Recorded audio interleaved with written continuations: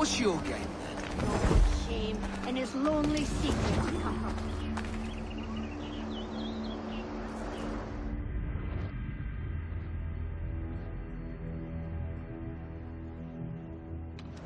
Captain Kenway, You have something for me? the present whereabouts of the Templar Woods Rogers.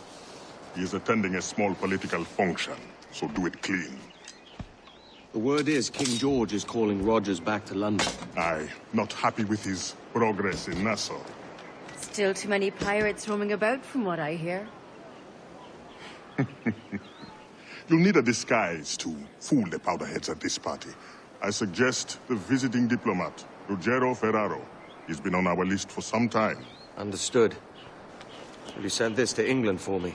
Aye, the ship leaves tomorrow. Caroline Scott Kenway, Hawkins Lane, Bristol.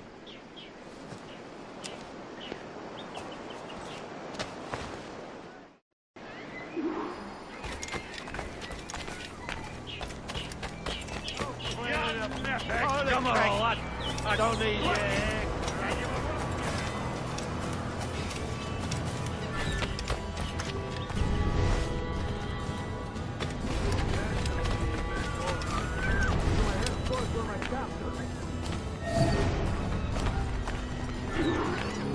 Va bene. I'm ready. We go. Grasping the situation, friend. You better be ready to prove it. Is that the most intelligent thing you have to say to each other? Oh, so say you. I'm a different...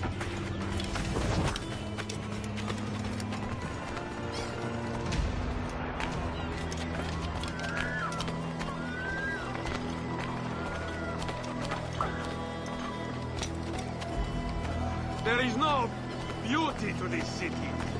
No expression of joy. No aesthetic plan. You walk your streets like animals. Like cattle with no sense of decorum.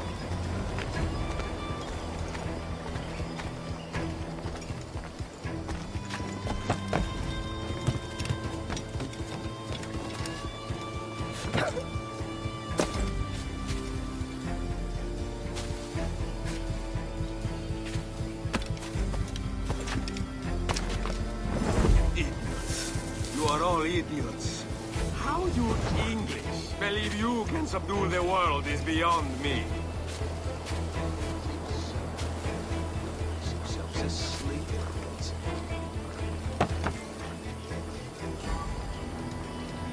Go on, you bastards. Ah, must be hard. Yeah. Ah, praise God for imported wine. Who can drink rum more than once a...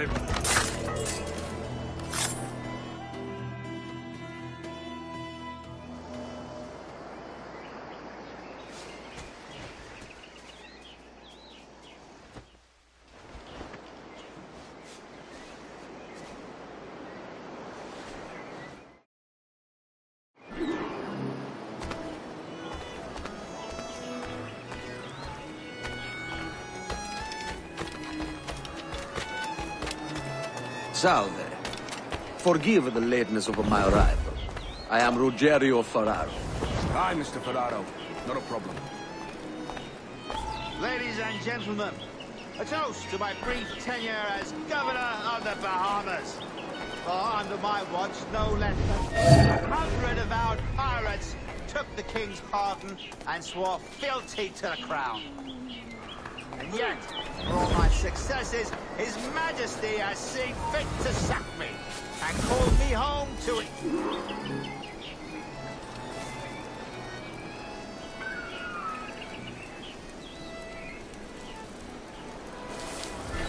And walk down to the collection plate.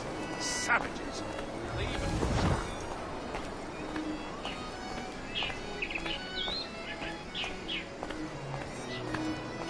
And how is Mrs. Rogers these days? I haven't the faintest idea, and I don't intend to inquire any further. We separated almost 5 years ago, and both our lives have been the better for it. Forgive my curiosity, Governor. Perhaps I'll be more candid later. when the remainder of my reason has left me.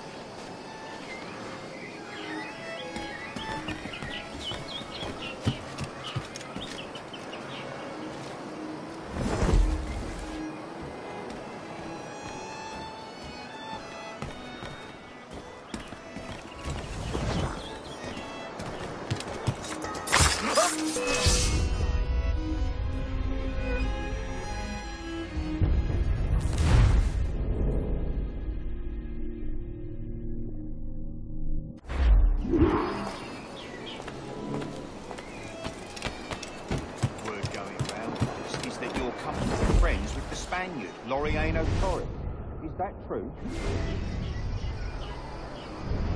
It is, I am proud to say. Torres was a governor too, and like me, had a firm commitment to seeing justice done.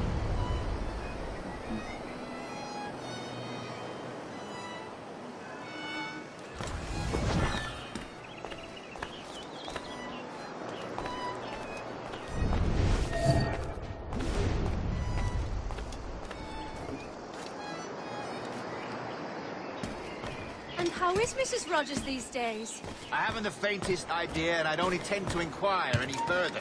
We separated almost 5 years ago, and both our lives have been the better for it. Forgive my curiosity, Governor. Perhaps I'll be more candid later, when the remainder of my reason has left me.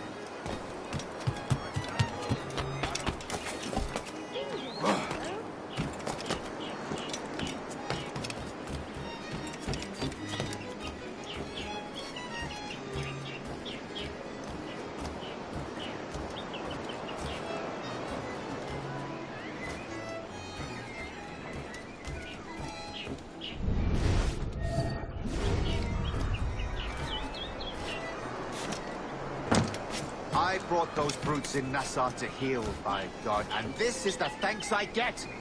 Unbelievable. Damn right you did, Rogers. And if it's a character witness you need back home, I'd gladly tender a letter in support.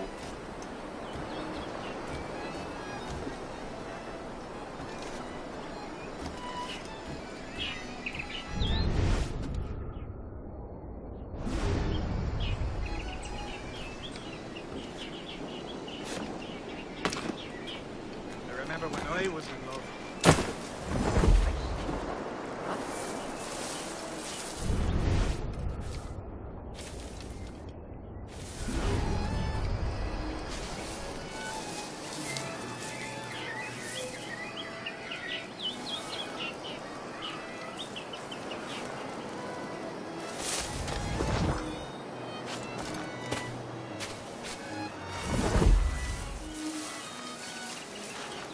Damn shame about your dismissal, Rogers. Had my confidence. I still do. Well, it's not a done deal by any means. When the king hears my complaints, I'm sure he'll come to a more sensible conclusion.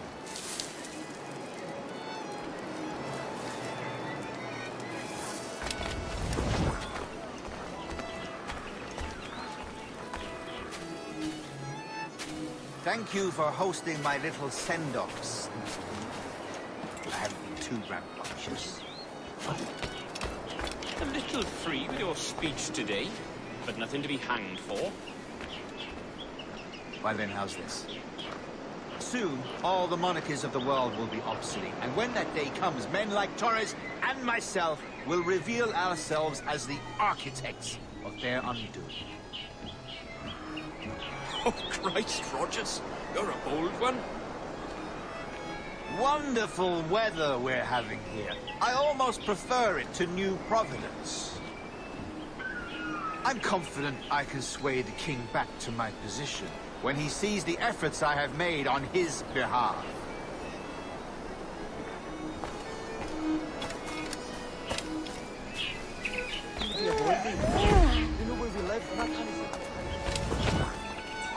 I say that's a smart-looking outfit, but it can't be comfortable in this heat. See.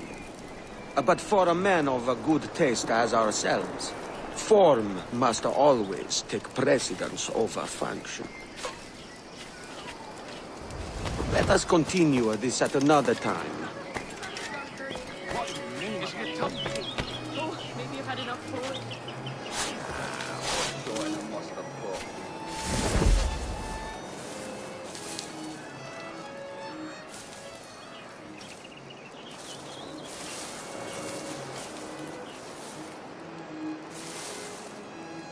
Is this the only wine available? Nothing from France?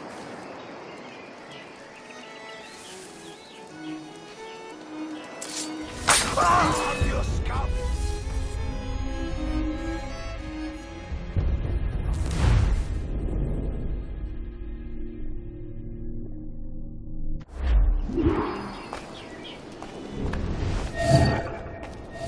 Any regrets, Captain Rogers?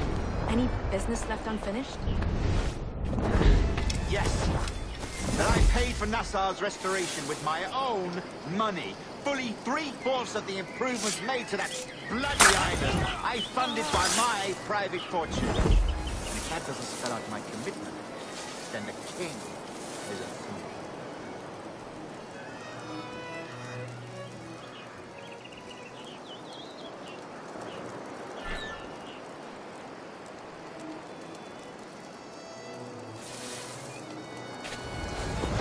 That's what Pearson's saying too. We all know what they're about.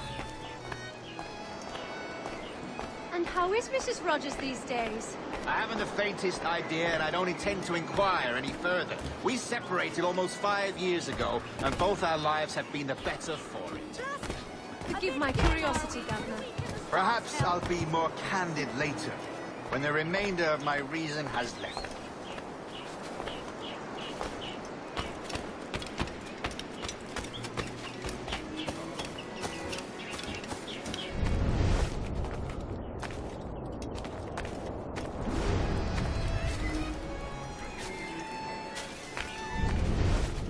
You are Mr. Ferraro, Excuse I take me. it. I do adore your frippery. Such elegance and colour.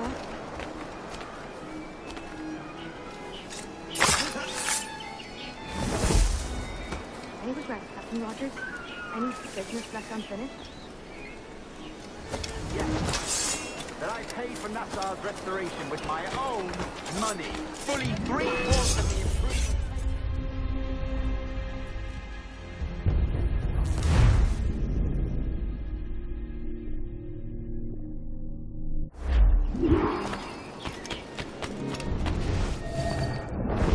That's what going round is that you're comfortable friends with the Spaniard, Laureano Torres.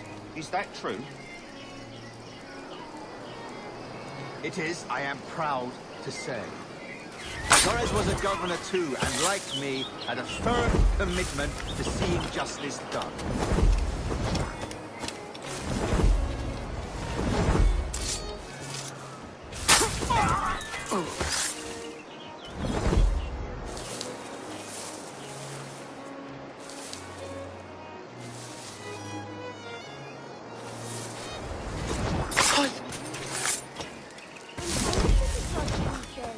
I haven't the faintest idea, and I don't intend to inquire any further. We separated almost 5 years ago.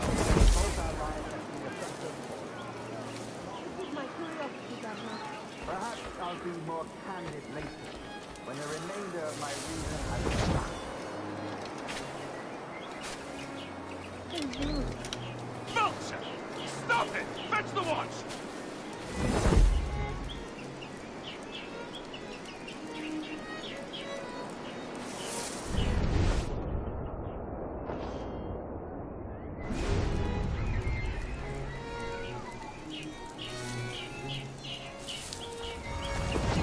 I say, that's a Let us smart-looking continue outfit, this at but another it can't time. be comfortable in this heat. John Mr. Rogers. Have my confidence. Still do. Well, it's not a done deal by any means. When the king hears my complaint, I'm sure he'll come to a more sensible conclusion. Surely burn you to a cinder, rogue!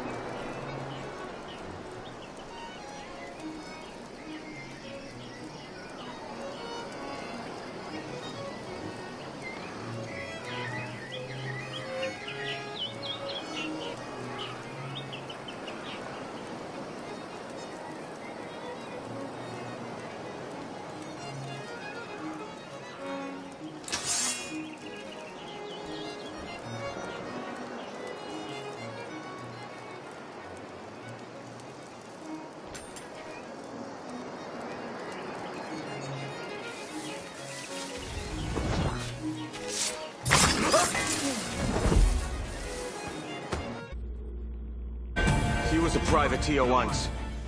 How is it you lack so much respect for sailors only trying to make their way in this world? You couldn't possibly understand my motives, cretin! You have spent a whole lifetime dismantling everything that makes our civilization shine. But I do understand. I've seen the observatory, and I know its power. You'd use that device to spy and blackmail and sabotage. Yes. And yet all for a greater purpose. To ensure justice. To snuff out lies and to seek truth. There's no man on Earth who needs that power. Yet you suffer the outlaw Roberts to use it. No. I'm taking it back. And if you tell me where he is, I'll stop the man.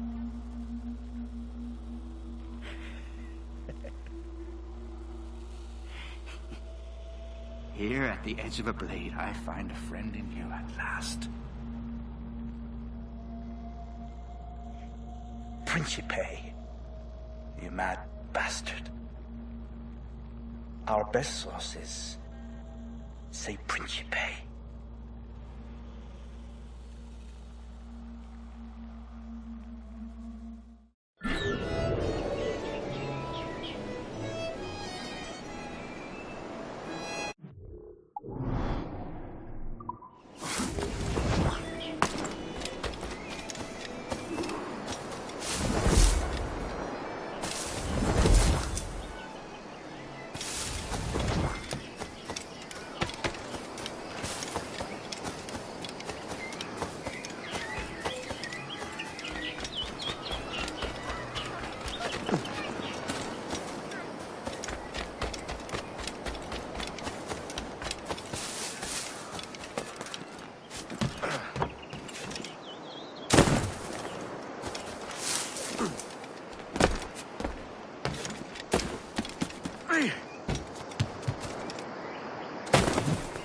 Been at the moonshine.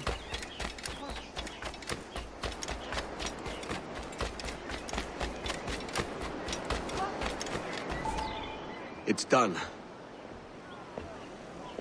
Where now? Grab your kit and pack well. We're sailing for Africa.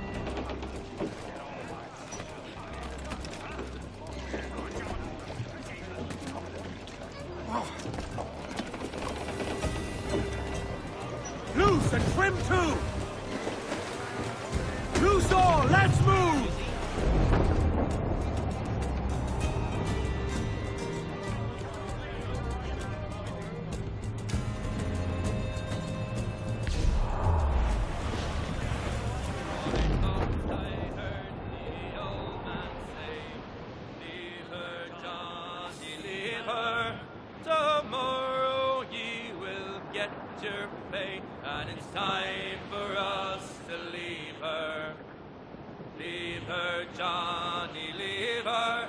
Oh, leave her, Johnny, leave her. For the voyage is long and the winds don't blow, and it's time for us to leave her.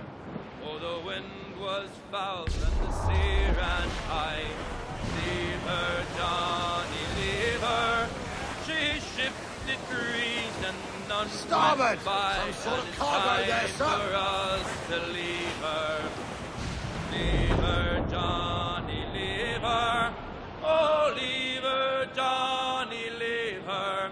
For the voyage is long and the winds don't blow, and it's time for us to leave her. I hate to sail on this rotten tub. Leave her, Johnny, leave her. No grog allowed and rotten grub, and it's time for us to leave her. Leave her.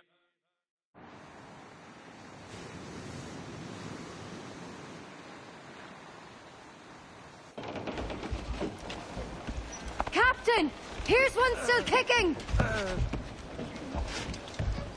Who did this? It were a large vessel, the Royal Fortune. Roberts. Offered no quarter, didn't say nothing.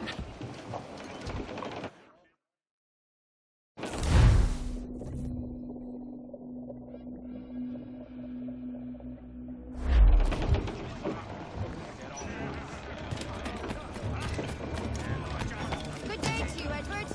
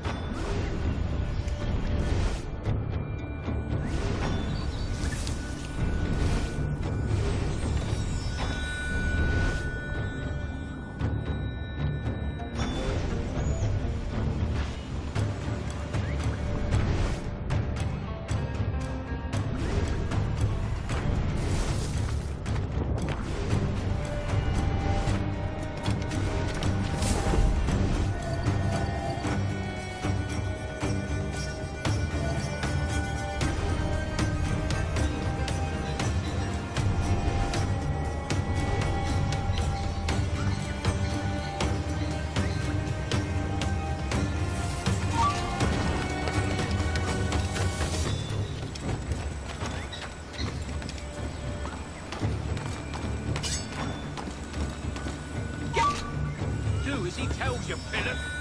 Sprat's flown. Never mind.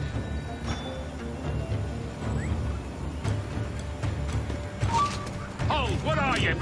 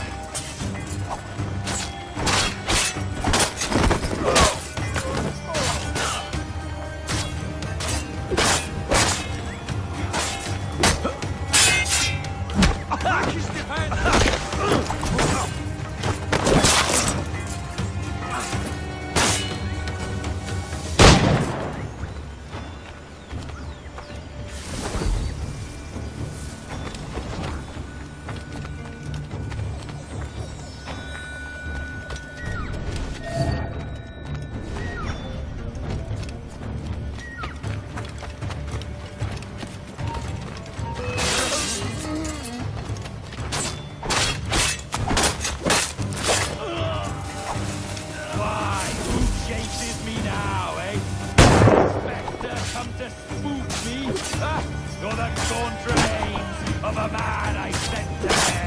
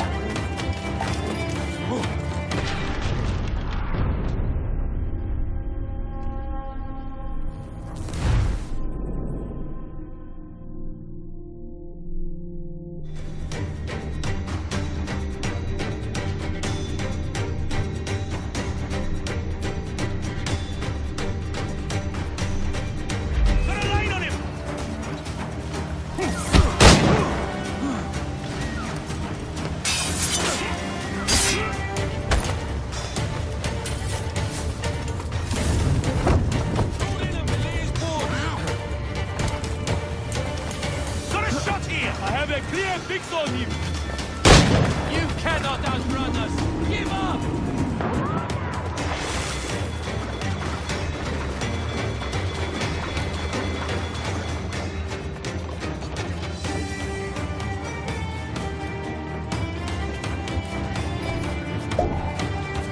Captains aboard! Man on canvas! Let's move!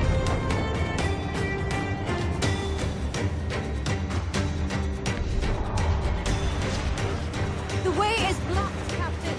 We'll have to find another path.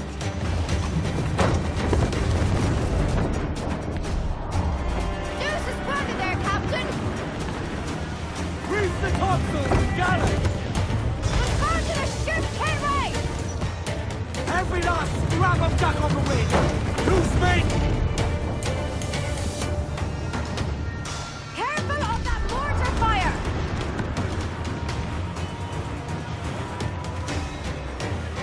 Caution, Edwards! Brace yourself! Taking a hit, Cap!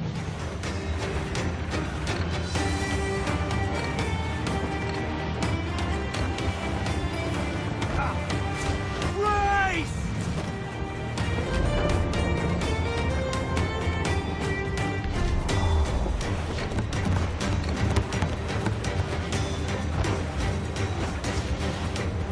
Fire! Fire! Fire! Fire! Ready to fire, sir! Fire! Fire! Fire! Quick as we can, sir! We're ready, sir! Fire! That wind, bubble, Edwards! Fire!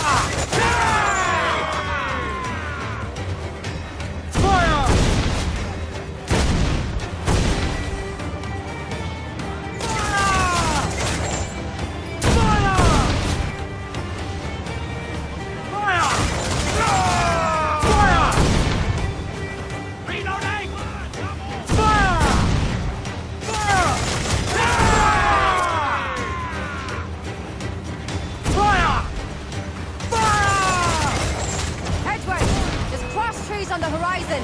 Flying British colours! There's Spanish ships there, Captain. This'll be a mess if we don't hurry. Brace yourselves! Fire! Put a shot right through there! Working on it, Hardy, sir! Fire! Get in there, sir! I don't want fire! Awaiting order! Fire! Fire!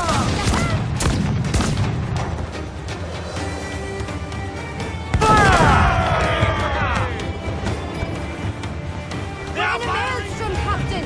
Beats working behind the bar, don't it?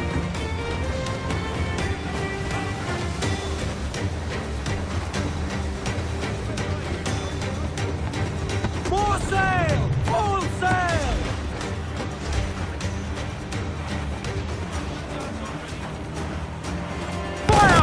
Shall we sink his ship, Captain? We've a better than even chance. No. There's a device with him that needs taking. I'll have to board her myself. Man the guns! There's more fodder for you coming!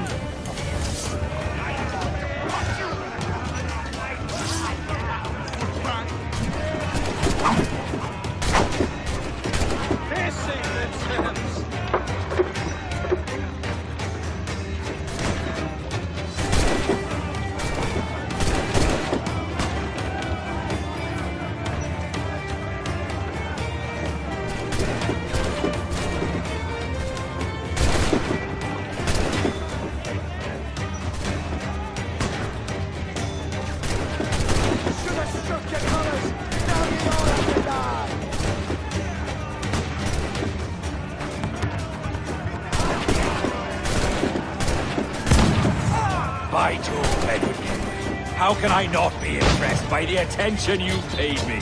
May the best of we two sing praises of the second!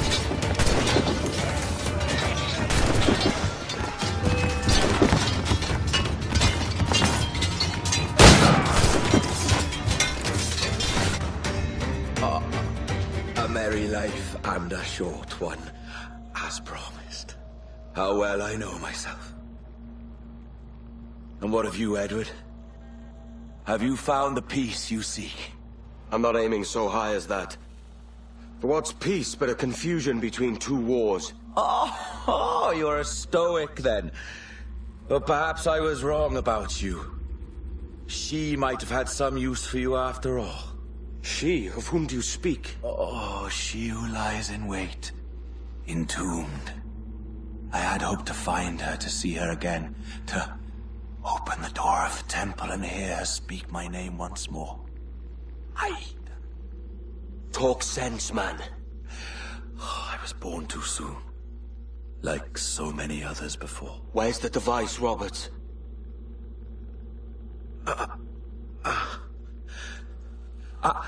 Destroy this body, Edward. The Templars. If they take me...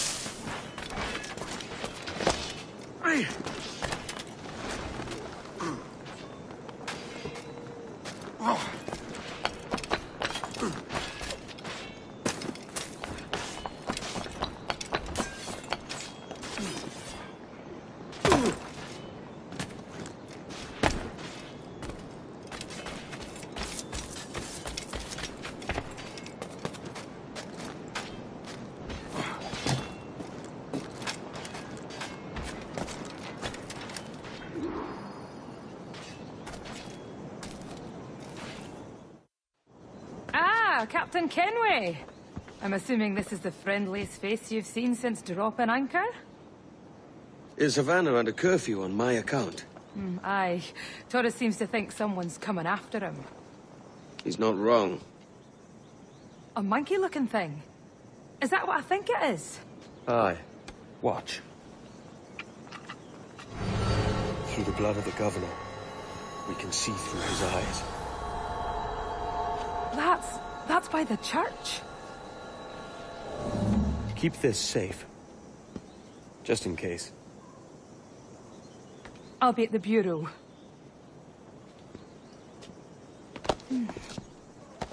Good luck.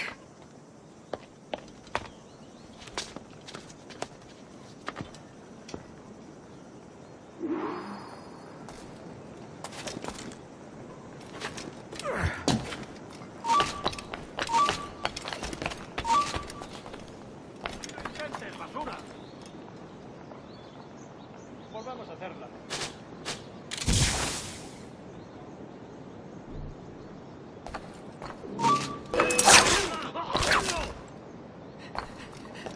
¡Te vas a perder!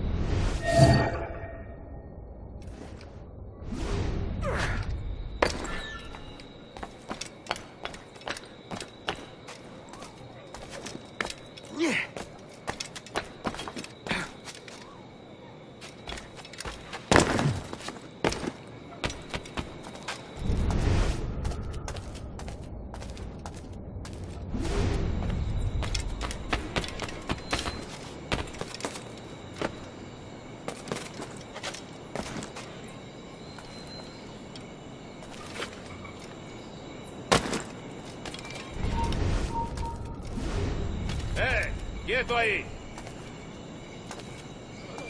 ¡Venga, pues!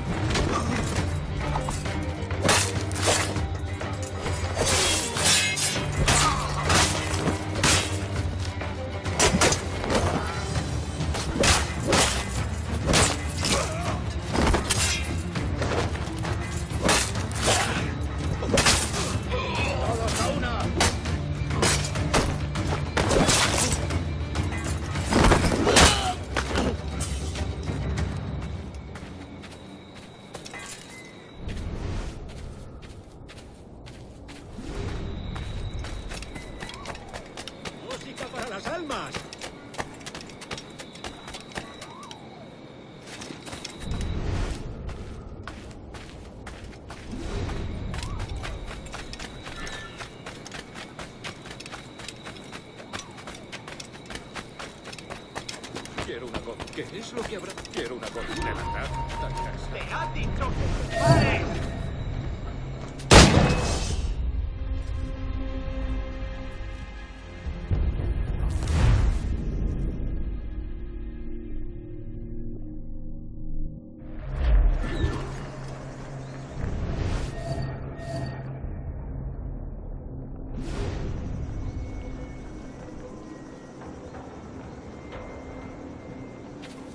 señor, disculpe, pero ¿por qué tenemos que entrar ahí? Ya han enviado a la mayoría de la flota. ¿Estás cuestionando una orden directa, soldado? No, señor, pero es que... Bien.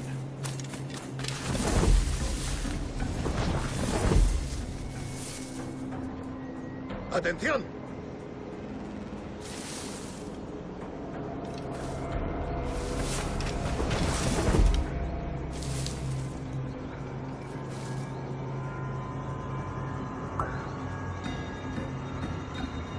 La ciudad entera en alerta por esos asesinos. Calla. Un rubor acaba con la confianza más rápido que una bala. Ni menciones a los asesinos. Pero esto Ahí, vosotros dos. Cerrad esas bocas antes de que os las tenga que cerrar yo. Señor, sí, señor.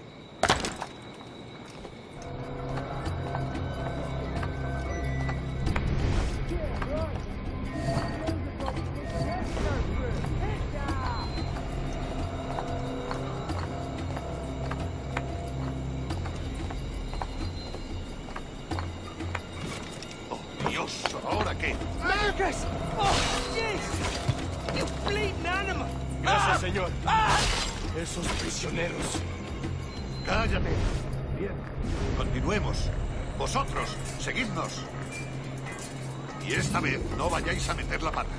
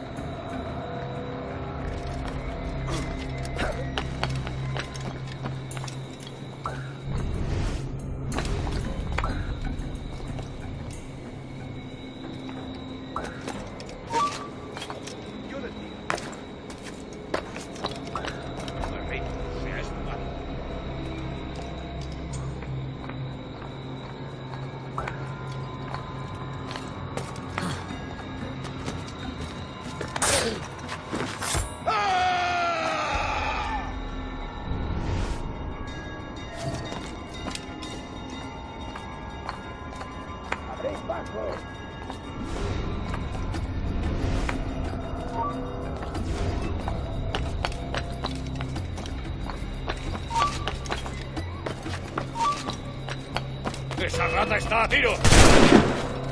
¡No lo perdáis de vista!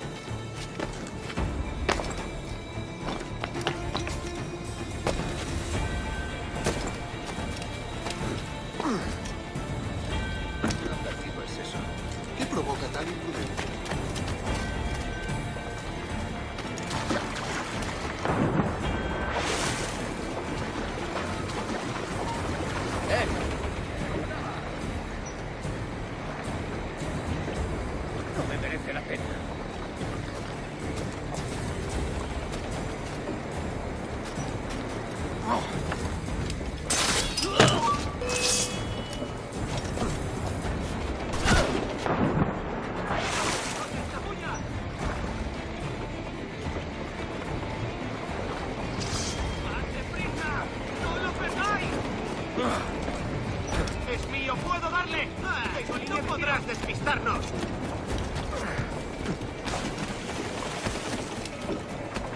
¡Puedo disparar! ¡No lo despistes, capaz! ¡No te escaparás tan fácilmente, maldito!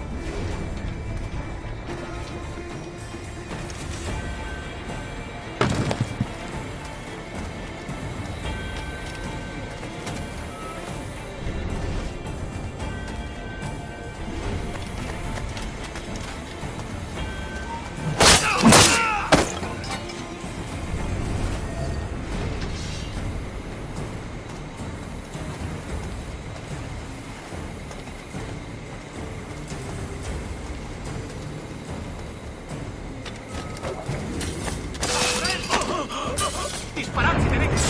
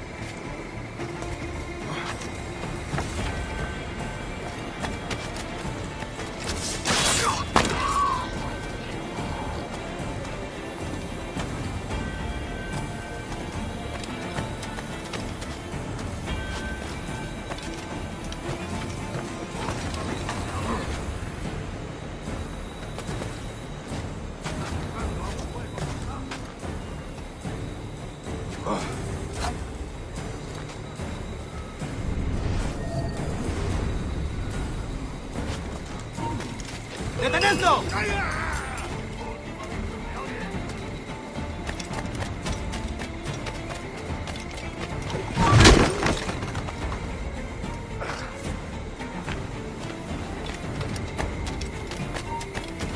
¡Alto!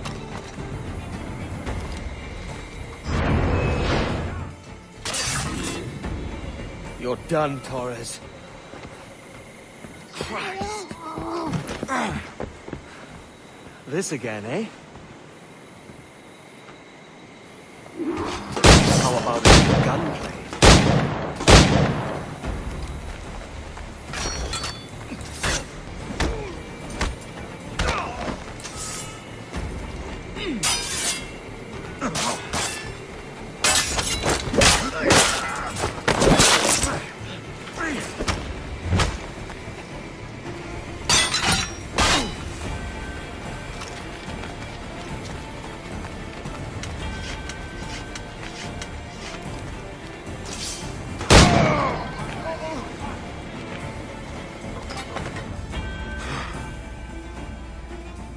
If you could speak, mate, it would gladden me to hear your side. You humbled me once, and I took that hard lesson, and I bettered myself.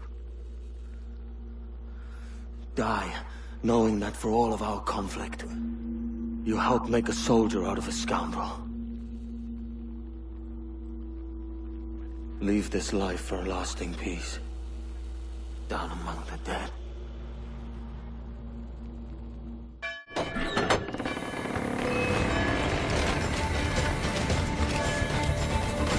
¡Un blanco claro! ¡Tengo línea de tiro! ¡Llevo la vista! ¡Esa rata está a tiro! ¡Blanco claro! ¡Blanco claro!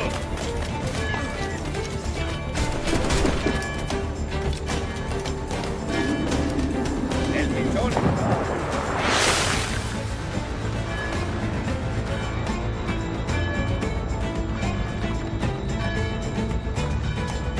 Podría darle entre las cejas. ¡Tengo enganchado! ¡Línea de tiro!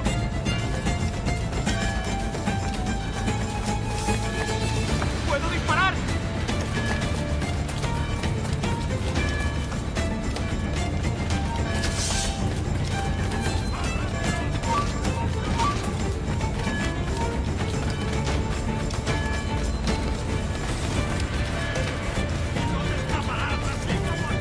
¡No puedes pasar por aquí! ¡Venga! ¡No bajes el ritmo!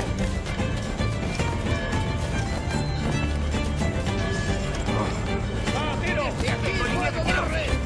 ¡El pichón está aquí! Por aquí no se pasa.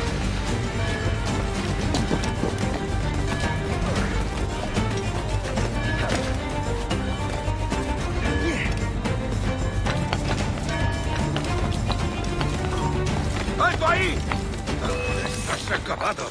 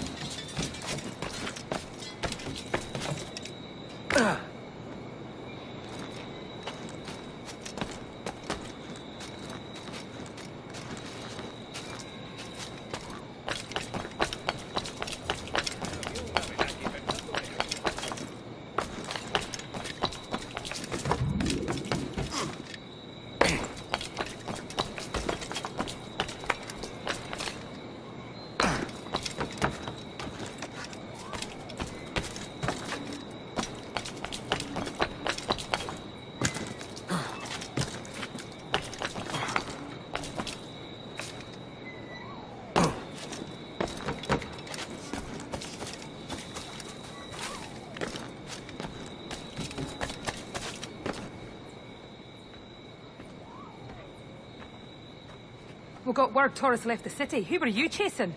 That vial was labeled Torres, but held the blood of his second. Where's he gone? Left port this morning, heading west along the coast. The observatory. Will we follow? Send word to Atabai. We've cornered our man.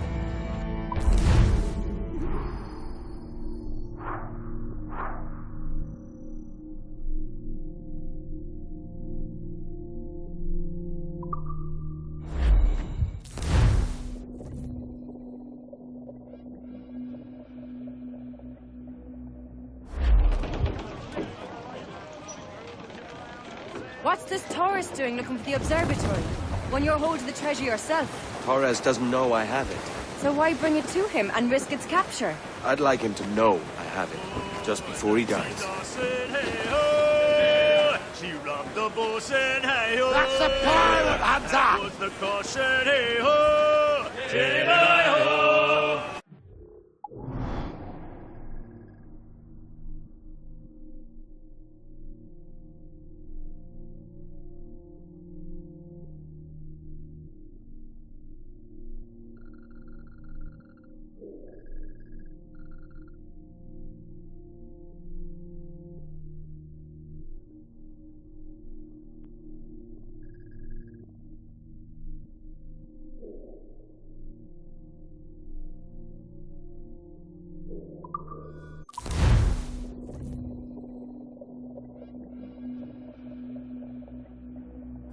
There's a fleet blocking the cove we want.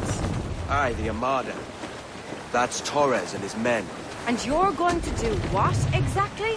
Find our way past them. Hey, so handy, me boy, so handy. Why can't she be so handy? Oh, handy, me boy, so handy. Oh, up aloft, this yard must go. Handy, me boy, so handy. Oh, up aloft. from down below. Incoming ship! Guns out! That's a man of war, sir! Keep clear, Spanish ensigns! Seems to be alone, sir! Here it comes! Steady Big lads! reinforcements, Captain! Batten yourselves! Got a sack fire! Fire! We left fly the grapples and board us, sir! Captain, a well-placed shot fire! Ready to fire, sir! Fire! Fire! We're ready, sir! Fire! They've hit us, sir! We've been hit! On your mark, come out! Fire! Fire! Right there, come out! Brace yourselves! Ready! Douse the royals at top! Studs out! Let's get moving! All sails! Quarters there!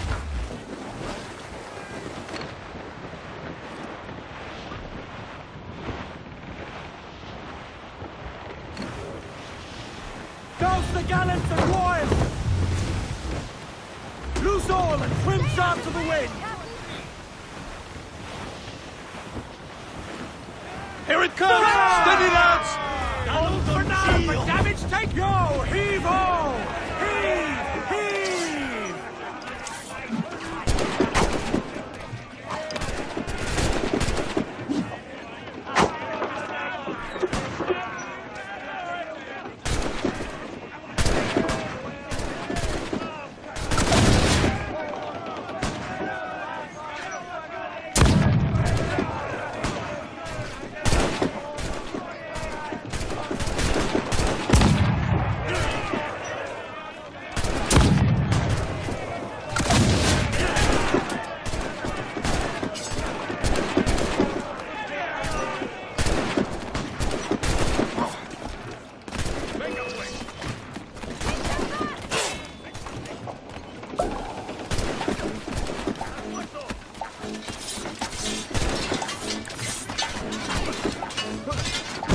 ¡Colgaremos esta noche!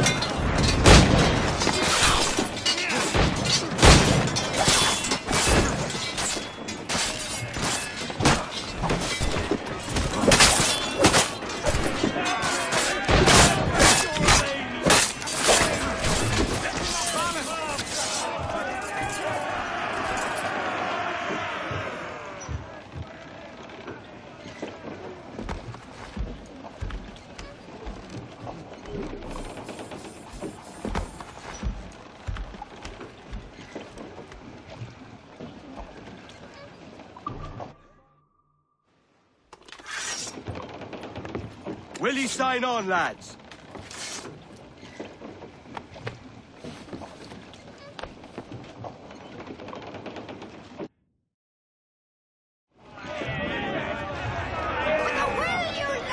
Warship incoming, Captain! Man of war, sir! Their ancients are Spanish! Mains out! Let's go! Raise! Every last scrap of duck on the wind!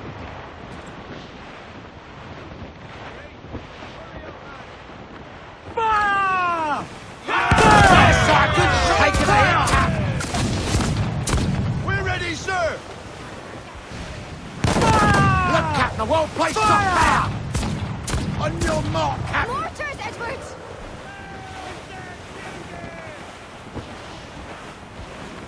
Trim the yards off the wind! All sail! She'll take it! Race! We'll be knocking them up, sir! Fire!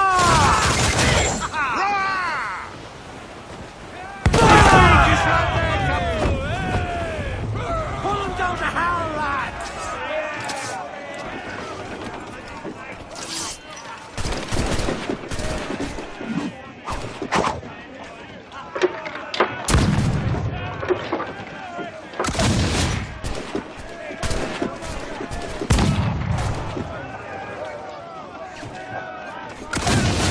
Defend your castle, Jack!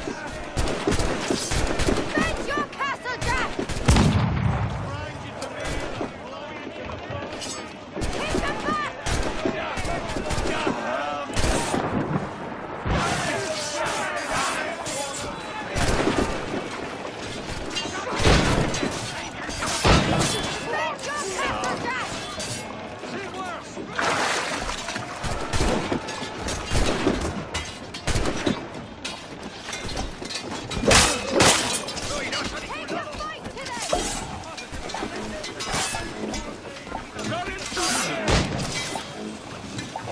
¡No lo dejéis escapar!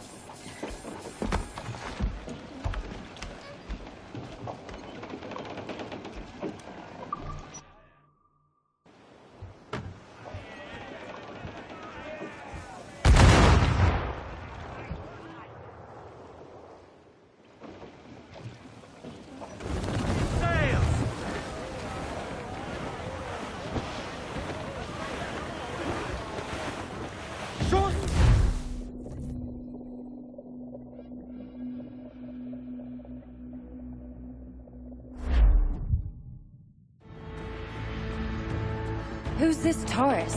And what's your man done to earn a death sentence? He's a Templar, like Rogers and Hornigold. Men cooking up schemes to use the observatory for ill purposes. For power and control.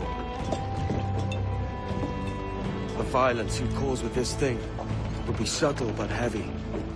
Deadly, yet leaving no mark. Does that make sense?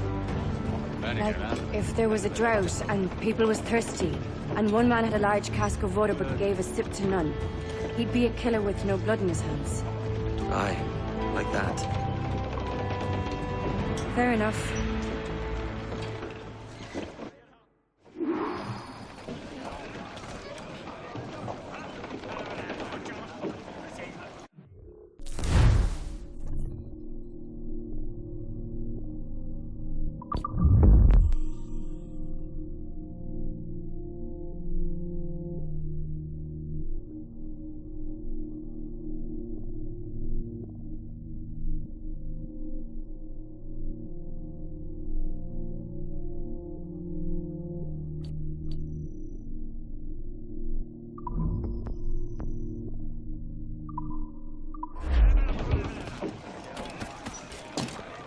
So will you go ashore, or will I swim you there myself?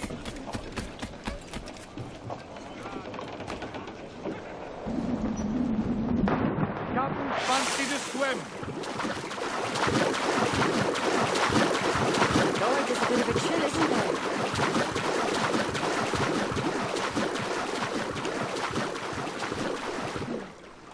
Thought we might see some soldiers and the like. Maybe they've gone? No, they're here. Deep in the jungle.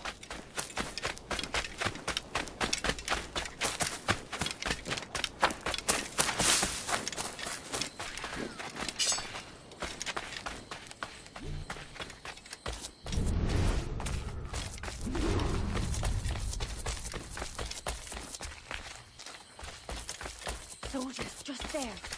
What should we do?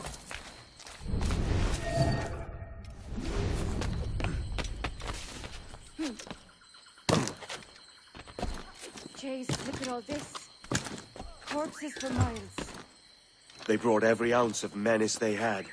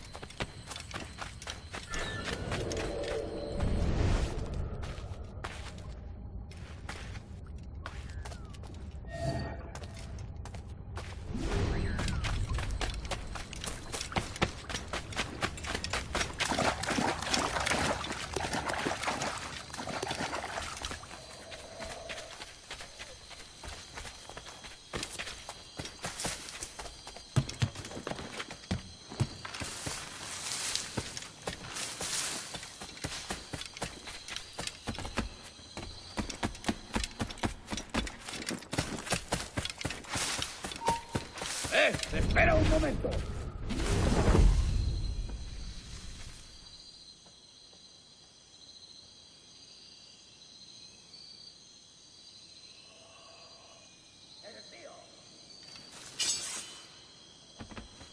You're mine!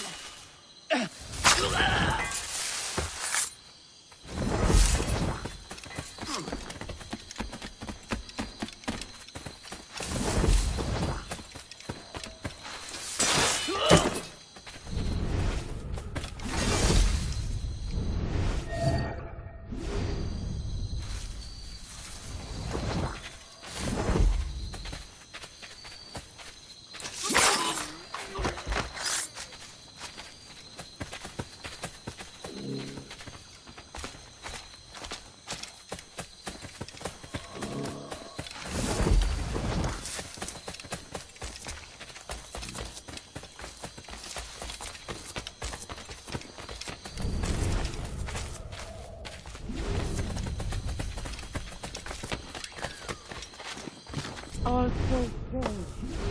What is it? Later, Anne. I'll tell you all when this is finished.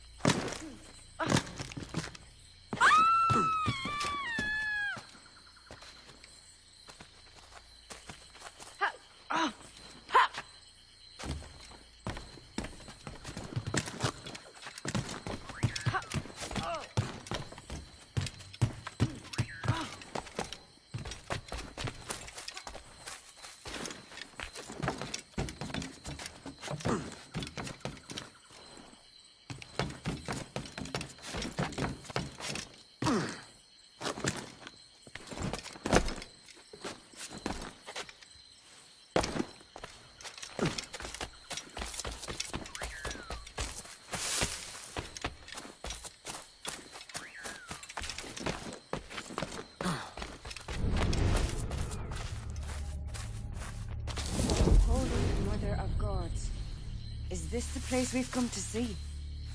Aye.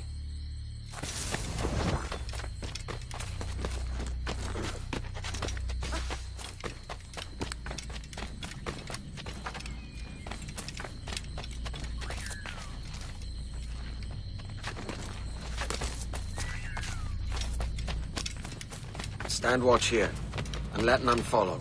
Bit through the dozen fights, aye.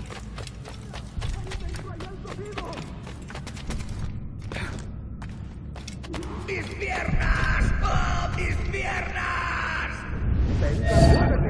¡No puedo! ¡Mis piernas no responden! ¡Levántate! ¡No quiero dejarte aquí! ¡Será vuestro funeral! ¡Por favor, no me abandonéis!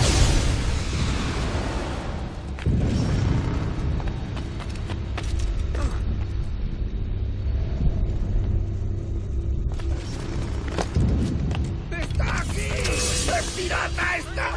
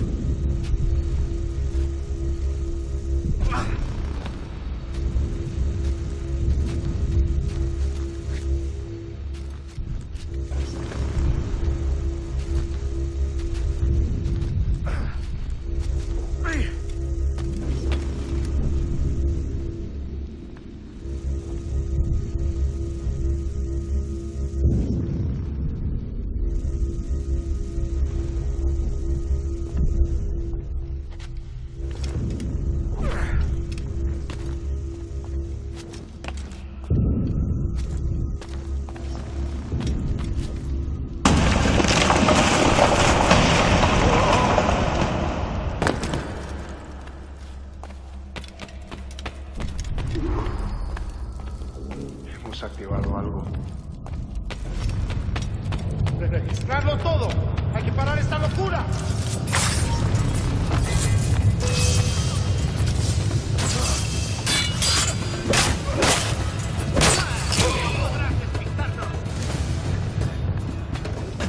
¡Por Dios!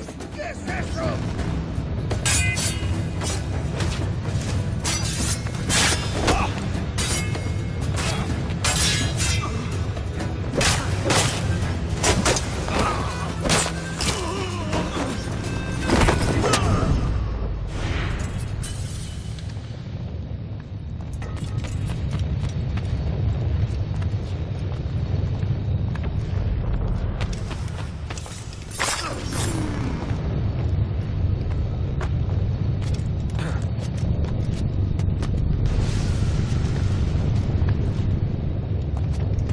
¡Está aquí! ¡Matadlo!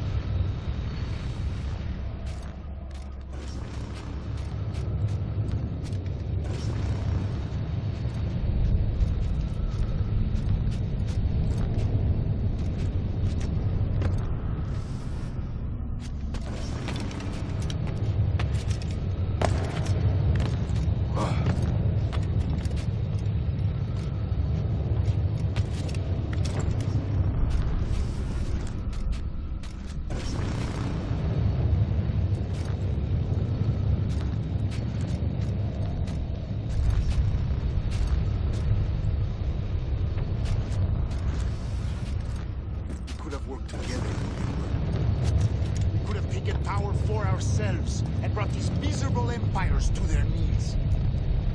There is so much more.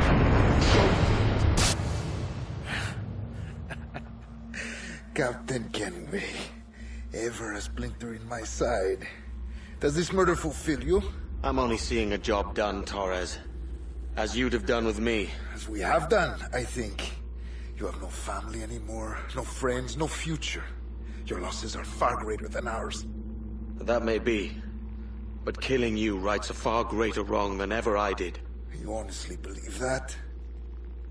You would see all of mankind corralled into a neatly furnished prison, safe and sober, yet dulled beyond reason and sapped of all spirit. So with everything I've seen and learned in these last years, I do believe it. You wear your convictions well. They suit you.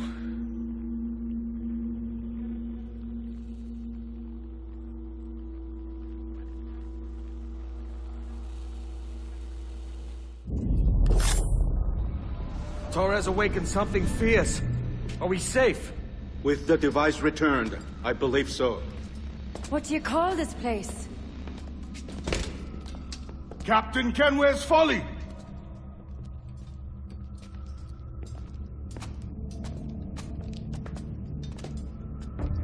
Etzawol tesu tukila. Ka wenen. We will seal this place and discard the key. Until another sage appears, this door will remain locked. There were vials when I came here last. Filled with the blood of ancient men, Robert said, but they're gone now. Then it's up to us to recover them, before the Templars catch wind of this. You could join us in that cause. I will, but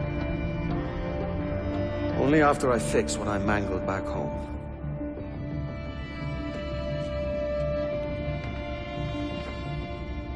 It arrived last week.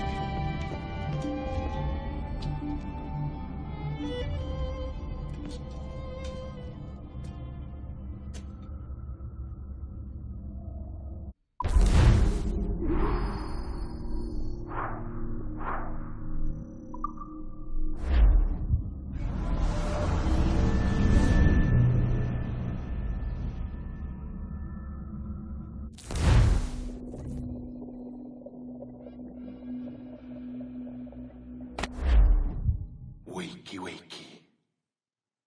I don't believe we've been formally introduced. Not in this era, anyway. I wish I could explain all this strangeness, but there isn't much time. The short of it is, you saw my beloved Juno. And for a brief moment, I thought she might occupy this tender body of yours. But something went wrong. And now, she's back out there, adrift.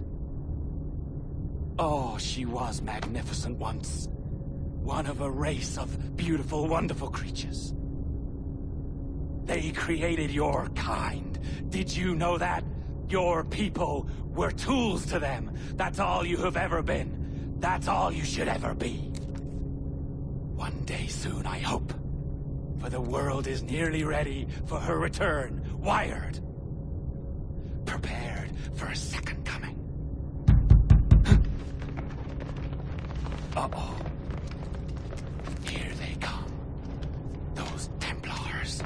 Or maybe assassins this time. Idiots. All of them. I envy you. It was her wish that I be here to greet her. It was her experiment that made it possible for my rebirth as one of these things.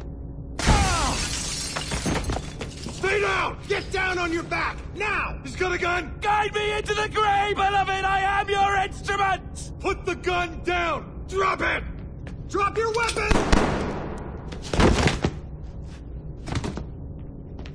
Clear! Clear! Check his vitals. He's bleeding fast. Check the victim. Are you okay? Can you hear me? Hello? Talk to me. You all right?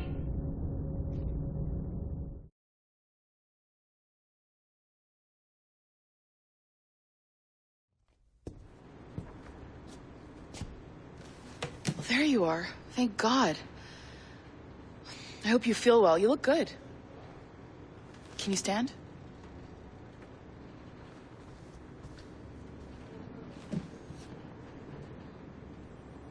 Good. Try walking around.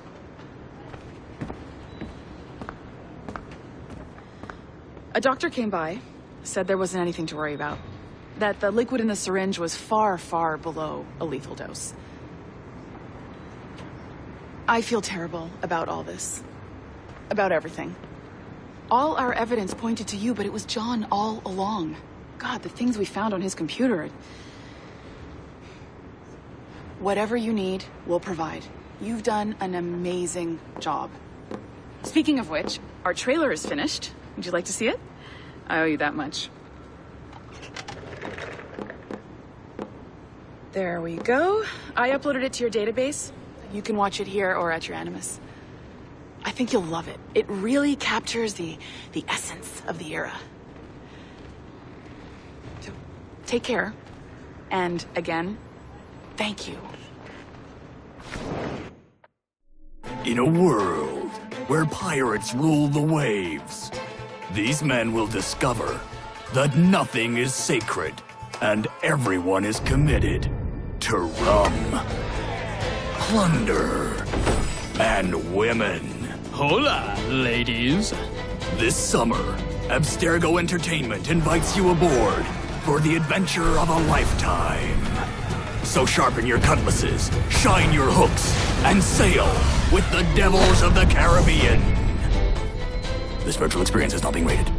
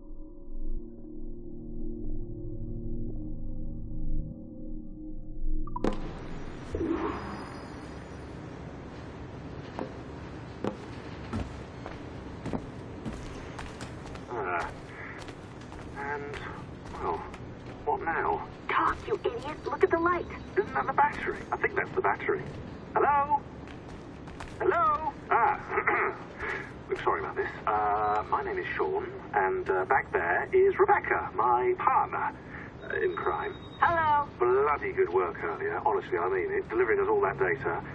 It's really just too bad that our man on the inside was such a, how to put it? Fanatic. Fanatic is the best word, I suppose. We can get. Exactly. Well put. We saw in John an opportunity to burrow deeper into Abstergo's cloud servers, and I'm not ashamed to say we took it. Not realizing, of course, that he was enlisting you to help him. And to blame, should anything go wrong. I suppose it all worked out very nicely in the end. Most of it, anyway. What Sean really wants to say is, if you're up for more hacking, we are too. John gave you level 3 security clearance before he died. You should use it. The assassins don't have the resources to pay you like the Templars do, but we'll make it worth your while. Look, we should really cut it short, Bex. 20 seconds. All right. Good luck. Cheers, mate. And top-notch work. Really top. Give yourself a pat on the back. And happy hacking.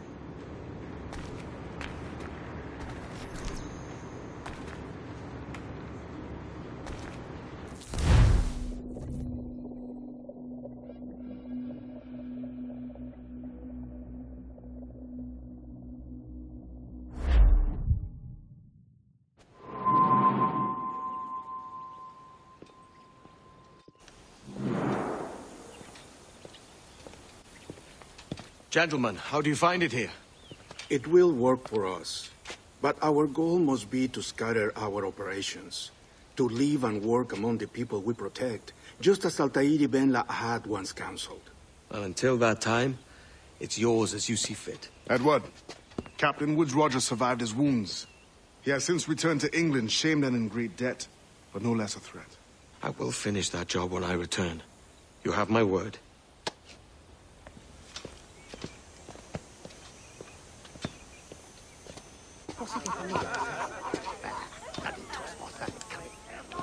Evening, Anne. Edward? I'll be sailing for London in the next few months. I'd be a hopeful man if you were beside me. England's the wrong way around the globe for an Irishwoman. Will you stay with the assassins? No, I haven't got that kind of conviction in my heart. You? In time, aye. And my mind is settled and my blood is cooled. Sail ho! Coming into the cove!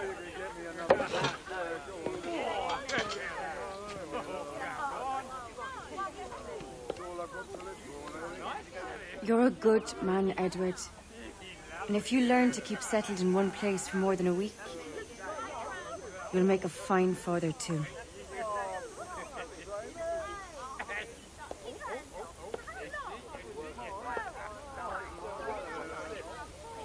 Of all the money that e'er I had, I spent it in good company,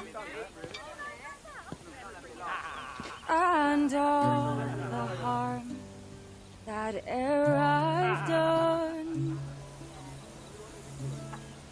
alas, it was to none but me. And all I've done for want of wit, to memory now I can't. So that the parting glass, good night and joy be with you all.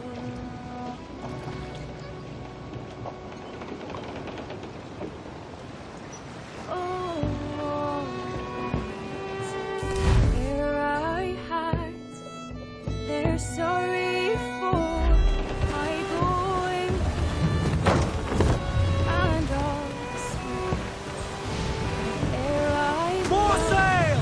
All sail! wished me one more day to stay. But since it falls unto my lot that I should rise and you I'll gently, softly call.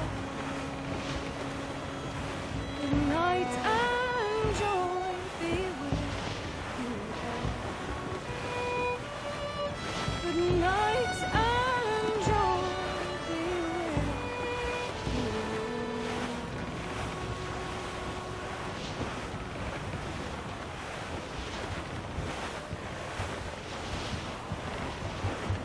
Cruise up! Eat her sticks!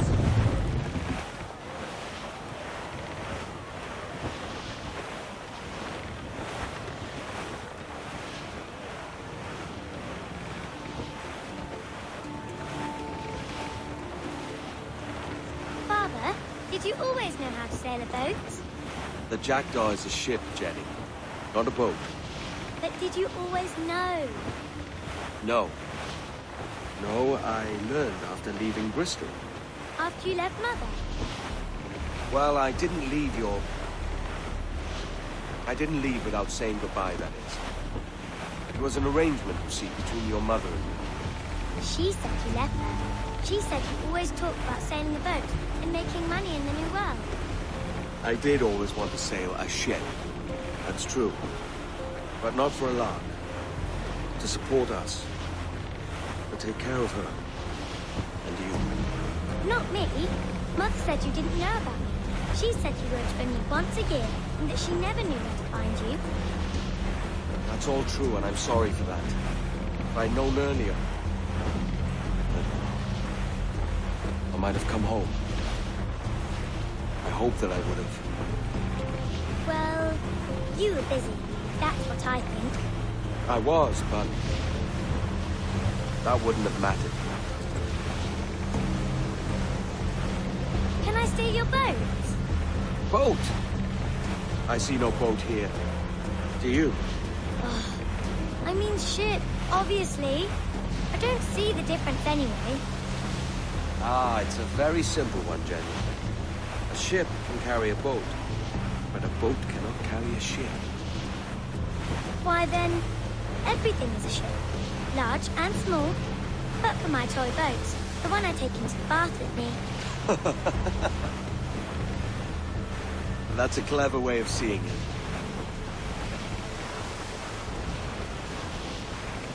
Is it hard to talk about Caroline, Jenny? About your mother? No. She passed some years ago. I miss her, but it's all right. Was she in pain? I don't know. I don't think so. She was very happy for quite some time. Then, not so happy. I didn't see her much after that. Then, she was gone. I'm sorry. I'm sorry I wasn't there for you. It's all right. You're here now. And we're on an adventure. Only a little one, I hope. Can't handle too many more surprises. You think we'll see a whale? Yes, there's a very good chance. And what about pirates? Will I see pirates? No. Not much chance of that, I think. Oh, that's rather sad. I should have liked to have seen one. Tell you what, Jenny. As soon as these winds die a little, I'll let you steer the Jackdaw. One little trick at the helm before sundown. Yay!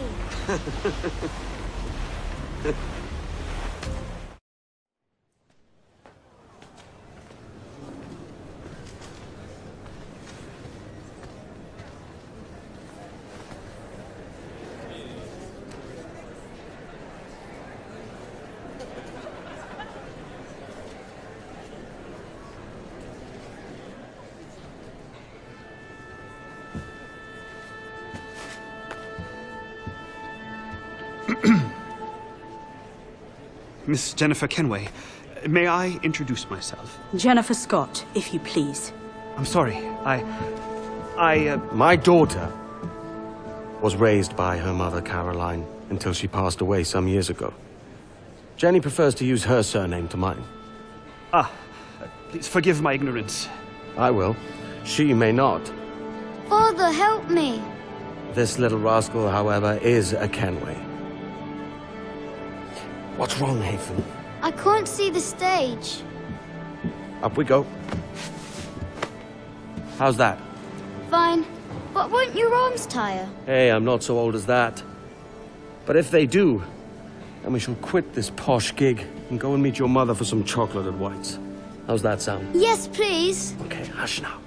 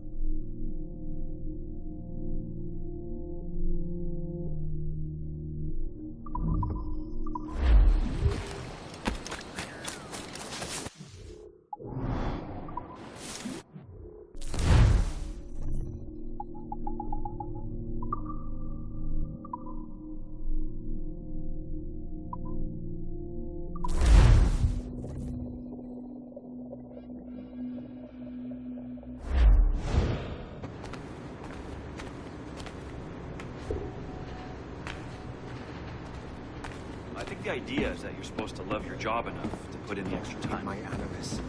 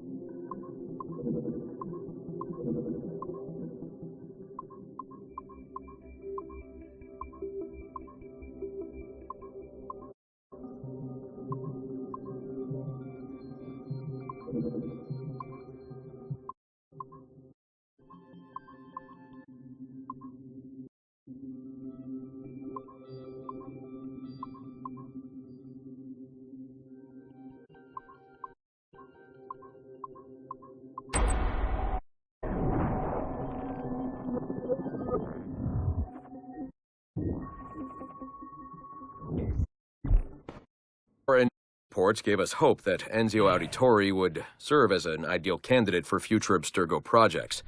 His charisma, sexual magnetism, and wry humor gave him all the qualities of a leading man. However, his corruption by the Assassin Order robbed him of these qualities as he fell deeper and deeper into a spiral of revenge. Enzio was frequently known to articulate a passive acceptance of evil. He was also a man of ugly contradictions, one who preached free thought that traveled well beyond his home country to proselytize his corrupted creed. just as he's doing here with this impressionable Chinese girl. Notice, too, that in his gestures and bearing there is still something of the old lecher in him. Enzio's entire personality is built around pure demagoguery, claiming philosophy is about love when coercion are his primary means of tackling problems. We have therefore come to the conclusion that Enzio Auditore da Firenze would be a risky character to develop.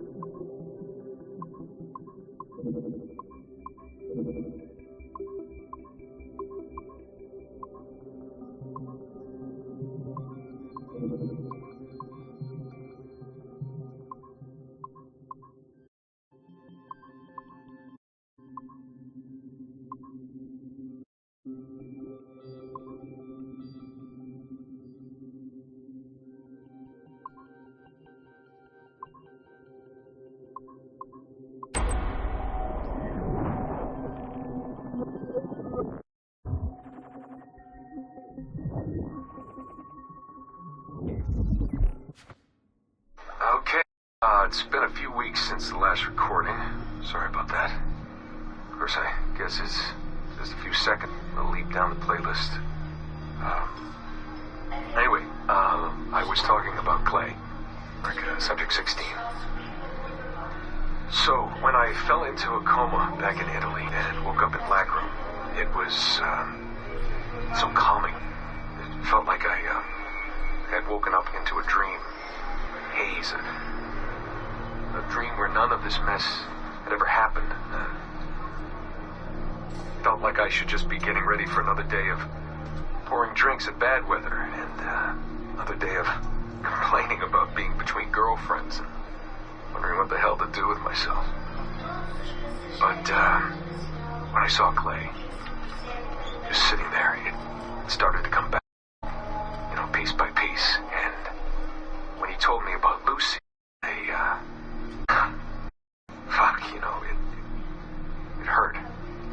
Realizing that I killed her without thinking or feeling anything. Not at the time, anyway. Well, then things just kept piling on. Rooms of Ezio and Altair and the First Civilization, and then right before he vanished, Clay passed on his memories to me. He showed me everything he had seen and lived. It was brief, but, well, not really sure. Of Adam and Eve and their escape from slavery. He saw the beginning and the end of the war between the first Civ. He saw Minerva, Juno, and Tinia trying to work out their calculations. At least that's what they called them. They had these tools, these powerful machines that could future. creatures. Not what was going, but what, could. And, well, they spent a lot of energy trying to, the most likely for the future. Theirs and ours. They figured was their most likely candidate. Living at the beginning of the 21st century of the Common Era. But which Desmond was the right one? You see, ability is it can branch out in so many ways. Which version of me did they need? Was it the Desmond who got married early and had a son? Or was it the Desmond who moved to San Francisco? Waiter? Maybe it was the Desmond who worked at an auto body shop in Chicago, or maybe it was the me parents in the first place. First Civ had countless variations to choose from, but in the end, the lucky one was me. I'm the Desmond their best calculations spit out. I'm the Desmond they left their messages for, and I guess I have to live with that honor. What an honor. Pretty tired. There'll be more later. Ciao.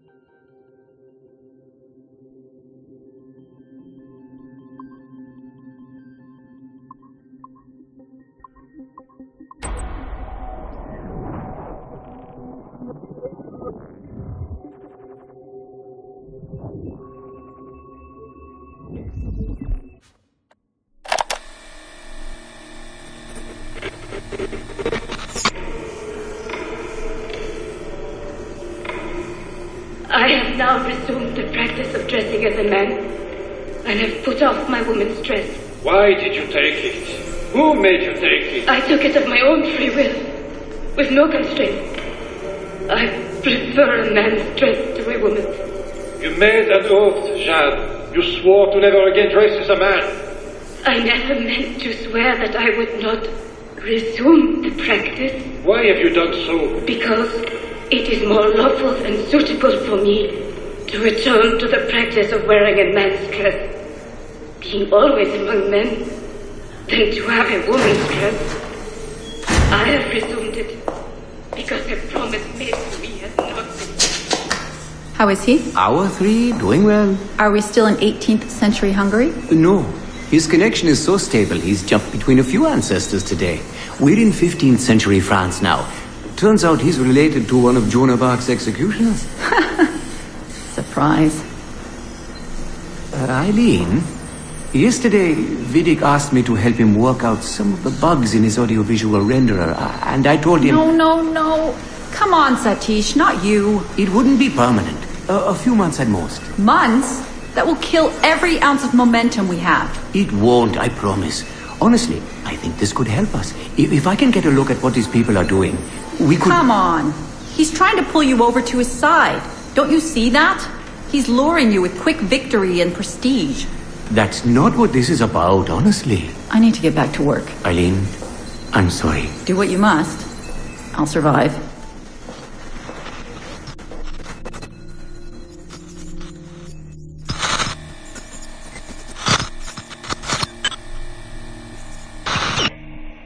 Surrogate Initiative, Test Session 32. April 2nd, 1981. Host Eileen Bach. DNA sample SV1970. Miriam, are you awake? What? Miriam, they're coming for me. Oh, is it gods? I see them from my window, massing in the courtyard. My time is up. Basil, don't say this. You don't know that. Forgive me for this, Miriam. But I must tell you something. The artifact. We have it. But only Oscar and I know its location. Don't tell me. They will release you. Your family has connections. You must take the artifact and bring it to the assassins in Paris. Please don't. I don't want to know. It's safer if I don't. Hush now. If I die, knowledge of its location dies with me. You must bring it to the assassins. Assassins? I don't understand. The spire of St. Petrus. No, I don't want to hear. Cell 7!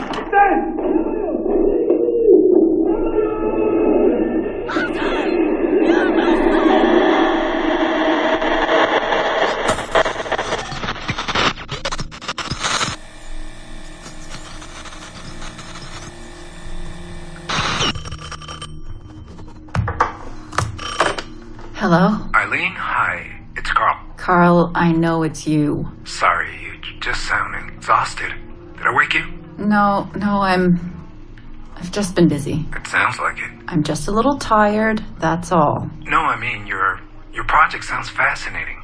Your colleague, Dr. Warren Vidic, he called me recently and he told me what you've been up to. He what? Warren? Yeah, he told us about your research, memories, ancestry, all of that. He even asked if we'd be willing to come in and... No! Jesus, no! What the hell is he doing? Eileen, it's okay. We signed some papers, non-disclosure stuff. No! He's trying to fuck me over. Damn it! Eileen, we just talked about my mother, just like you and I did. World War II. That's all.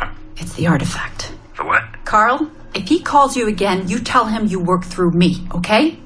That's it. Vidic has been a pain in my ass for years, and I don't need him getting all the glory for my 2 years of hard work. All right. So how should I go about this? I mean, the wheels are in motion. I don't know. Just go through me if he contacts you again. Please? All right. You'll do that? Of course. Yes. Thank you, Carl.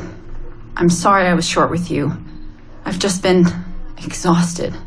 That's all. It's all right, hon. Just take care of yourself. Morning, Eileen. We're almost ready. Just a few more adjustments.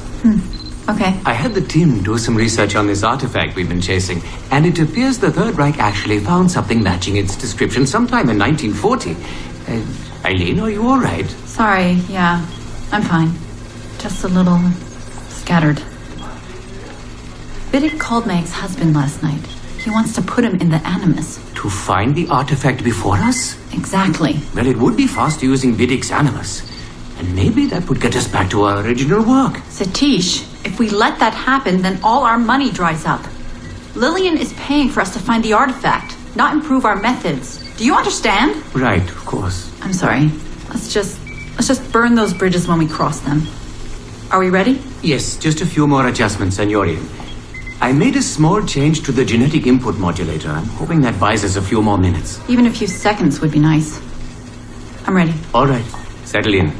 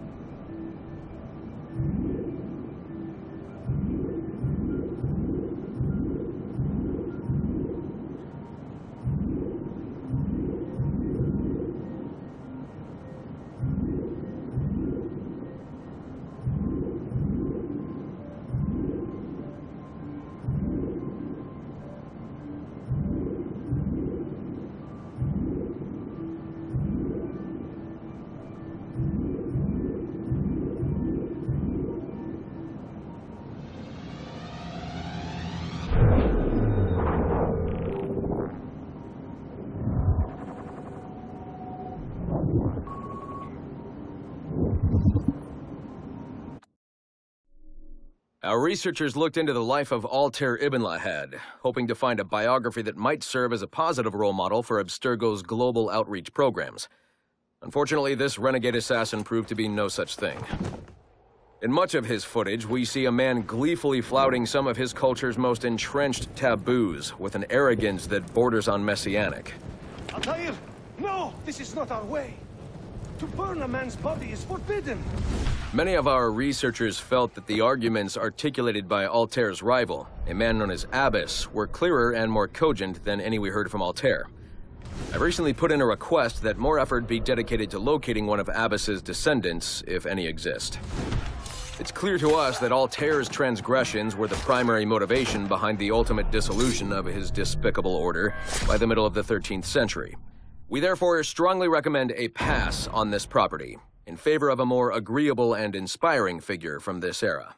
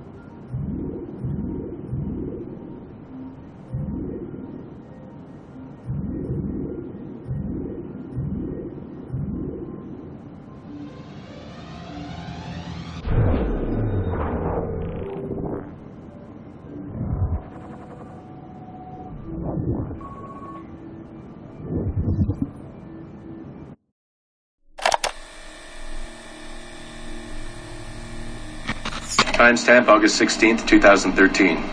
The following audio clips were selected from over 160 hours of reel-to-reel tape found in the residence of the late Dr. Warren Vidic following his murder in December 2012. According to labels on the tape's canisters, these recordings were made over a 14-month period between 1980 and 1981 without the consent of their primary subject, Mrs. Eileen Bach, a colleague of Dr. Vidic's and the originator of Abstergo's surrogate initiative. Mrs. Bach is now deceased. It should be stated unequivocally that Dr. Vidic made these recordings illegally and of his own volition using wiretaps and hidden microphones. Abstergo Industries had no knowledge of his actions and disavows any responsibility for them. And we're live. Capacitors at full. Ease the signal in. A little more. You feel anything? Don't be timid. Double it. No, we're taking it easy. 20%. 30. Eileen, go easy. We're 6 past yesterday. And boost the inputs. Too risky. Not if we split the I/O signals. 25%. Ease up. Oh, okay. There. I see something. What is it? Mein Gott. I hear talking. You're okay? Ja, ich höre Stimmen. It's German. Mein Name ist Miriam Kurz. I see a light. It's cold. Ich werde nichts sagen. There's a man with me. Mehr werde ich nicht sagen. Keep an eye on our vitals. Mein Name ist Miriam Kurz und ich bin eine Navajo. Des Hitlers Zwang, der macht uns klein. Noch liegen wir in Ketten. Doch einmal werden wir wieder frei. Wir werden die Ketten schon brechen. Eileen? Denn unsere Fäuste, die sind hart, ja. Und die Messer sitzen lose. Für die Freiheit der Jugend kämpfen Navajos. Switch off. Powering down. Kämpft Navajos. Get her out of there. Oxygen. On the valve. No. No, Satish, I'm fine, really. Quit the heroics. Just breathe. Better? Yes, thank you. Did we get something? It'll take a while to parse. What did you see? It wasn't just seeing. It was feeling. Being. I was scared. You were shouting in German? I think I was in Germany. I was in Germany, Satish.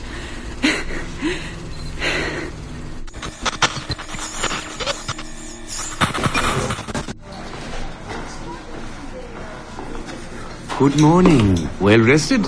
Exhausted. Yesterday was an incredible find. Seems so. What did it feel like? It's foggy, but I relived the memories of a young German woman. Early 20s, I think. A man was interrogating me, looming over me and asking questions. He was shouting, but I was shouting back. And then this poem just came out, like a chant. Fascinating. I'm eager for you to hear the tape. Is it ready? Yes, we transliterated the data onto an audio file. It took all night to process the language. Spool it up. Of course. Have a seat. Judging by the subject matter and the setting, I'd say you landed somewhere in Germany in the 1940s, 1 or 2 generations back. During the war, I'd imagine. 1940s Germany? That would be Miriam Kurtz, my ex-husband's mother. So she's not related to you in any way? God, I hope not. I'd hate to find out my ex-husband is also my brother. Well, if it was Miriam Kurtz, then we hit a home run. You tapped into someone else's bloodline entirely. Should we celebrate? We'll listen first. Surrogate Initiative, Test Session 23, July 29th, 1980. Host, Eileen Bach. DNA sample SB1970. It's a little garbled at first. This is you settling into the memory. Your name, say it. My name is Miriam Kurtz. Louder. My name is Miriam Kurtz, and I am Nava Yon. Where did you last see the artifact? Who holds it now? I'll say nothing. I have told you all I will. I don't believe that is true. Who has the artifact? Hector's dictates make us small, and are bound in chains. But one day again, we shall walk tall. No binds will us restrain. Enough! For hard our fists, yes, and knives at our wrists for you to be free. Navajos lay siege. Lock her away. Navajos lay siege. And that's where we pull you out. Whoa. What would it take to get a visual render of all that? Months, unfortunately. It took 13 hours just to process the audio. Visual takes much longer. But Vidic is able to record audio and visual in real time. How does he do it? His subjects are exploring their own genetic memories. That requires much less processing power. Hold on, sorry. Eileen here. Hello. You have 10 o'clock in Lillian's office. It's 10:13 now. Oh, shit. I'm sorry. Tell her I'll be right there. And tell her we have some good news. No problem. You in trouble? The monthly progress report. I'm trying to be honest about our progress, but no matter how much I polish our facts, Warren Vidic swoops in, promising the moon for pennies, and gets 10 times the funding for his Animus project. Well, we are using his Animus technology. He's the foundation. We are the skyscraper. Which is why he should be a tech lead, not a project director. Good work, Satish.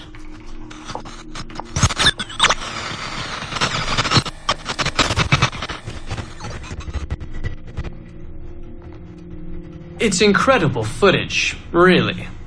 Clear and vivid. And the subject was synced for a full 62 minutes. Came out speaking French after his last session. Passably fluent. And with full recall of everything he'd gone through. Sorry I'm late. I was reviewing some data. It's fine. Warren was just telling me about his first subject, Mr. No names. Call him Subject 1. Confidentiality. And how about you, Eileen? What's your good news? Well, we did it. We synced with an unembedded memory outside the bloodline. That's a first. Really? Satish was able to process the audio today. A short clip. You can hear it for yourself. Only audio? No real-time memory feeds like Vidic has? Well, that's the difficulty with surrogate genetic memory data. Because I'm viewing memories not embedded in my own DNA, we can't rely on my cognitive faculties to help me process the signal. All we can do is record the raw data and transliterate it later. Hold on. You're running this experiment on yourself? I am. It's going well. I don't like the sound of that. Look, the sample I'm using, the DNA comes from my own son. It's safer this way. Ah, good thinking. 50% of my son's DNA is also mine, which reduces the danger by a huge margin. Meaning, I can now explore the memories of people who aren't directly related to me on his father's side. But for brief periods of time, I imagine. Right. Just a minute or two so far, but we're getting there. Come by the lab and listen for yourself. I will, when I have a moment. Unfortunately, work beckons. Ladies? That man is colder than a San Francisco summer. Stay focused, Eileen. You both have important work to do. Obviously. But my work requires his Animus technology. I feel a little caged in. That's collaboration, Eileen. It's how science works. I shouldn't have to remind you. I know. I'm just tired. Stop by and see us today. We have a lot to share. If not today, then this week sometime. Thank you.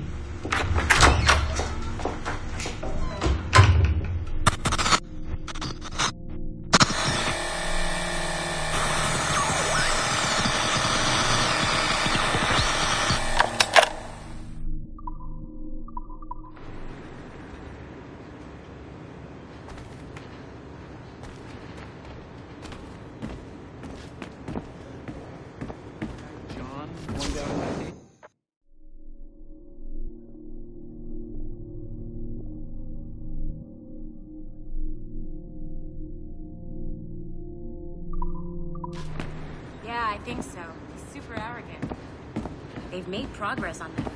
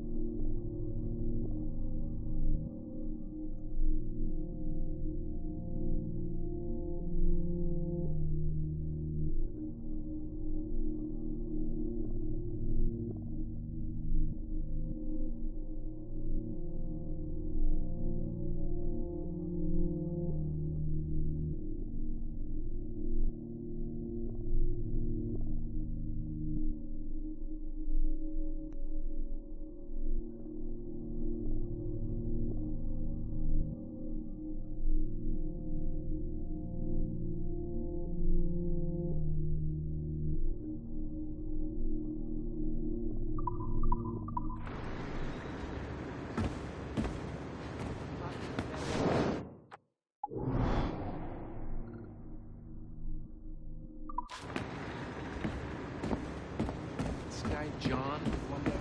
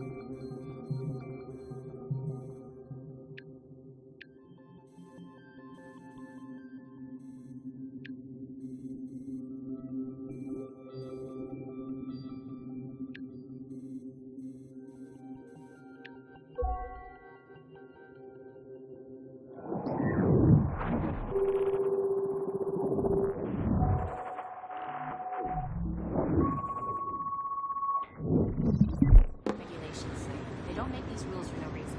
Yeah, I've been pushing it to 5-6 hours every day. Pierre handed in his notice this morning. This new security measure is freaking people out. They won't let him go. It's part of our contract. Having ultra-high security clearance means you have to go through a whole debriefing process. It takes months. Really? I had no idea. Read the fine print, man. Working for Abstergo has its benefits, but there's some drawbacks, too. Big ones. Again this morning. What's going on? Oh, I know. Oh, le gars était vraiment grand avec des cheveux longs et raides. What's with all these security notices I'm seeing lately? Just the standard message we use on occasion. Nothing to worry about. We've just had some issues around the office lately. Like server security issues? Because these notices seem pretty severe. Like draconian, actually. No, it's nothing to worry about, really. Walk with me and I'll explain. Hey there. Stolen? Hey, thanks for sharing the white whale data with me. I was able to track it down myself. No problem, man. It's amazing, right? Yeah, I tracked it down as soon as I saw your message. Followed it for a while. Couldn't catch it, though.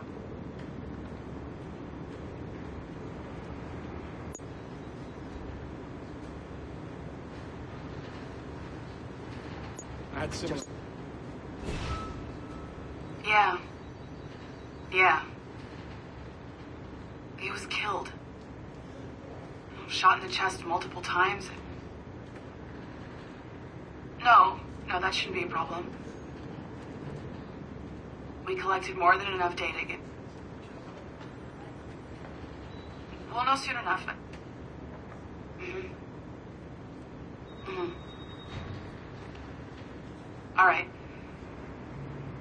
All right, I can send you the results as soon as possible.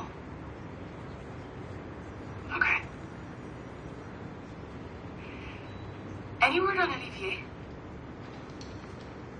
Damn it. God, I'm worried sick. Yeah. All right. Thanks, Letitia. Bye.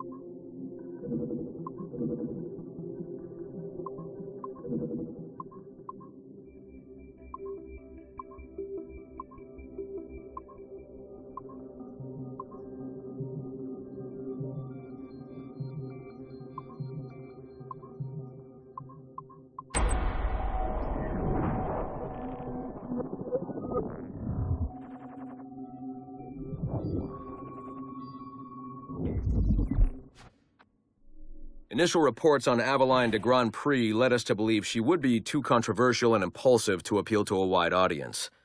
Teenage memories show her brainwashed and trained to kill political foes of her highly unstable mentor, Agate. Additionally, Aveline spent a disappointing amount of time in the Louisiana bayou, consorting with smugglers of the lowest kind. Oh, I try never to think. Which we felt risked her appeal to our female audience, which is now approaching 50%. However, as Aveline matured, a new side emerged. A well-mannered and considerate lady of poise and compassion. Aveline came to embrace a new mentor, her stepmother, Madeleine Delisle, a tireless fighter for the rights of slaves. Thank you, Madeleine. With some editing to prioritize this relationship, we feel Aveline's story will more than meet our needs. Our team recommends a go on this property. Get this one to market quickly.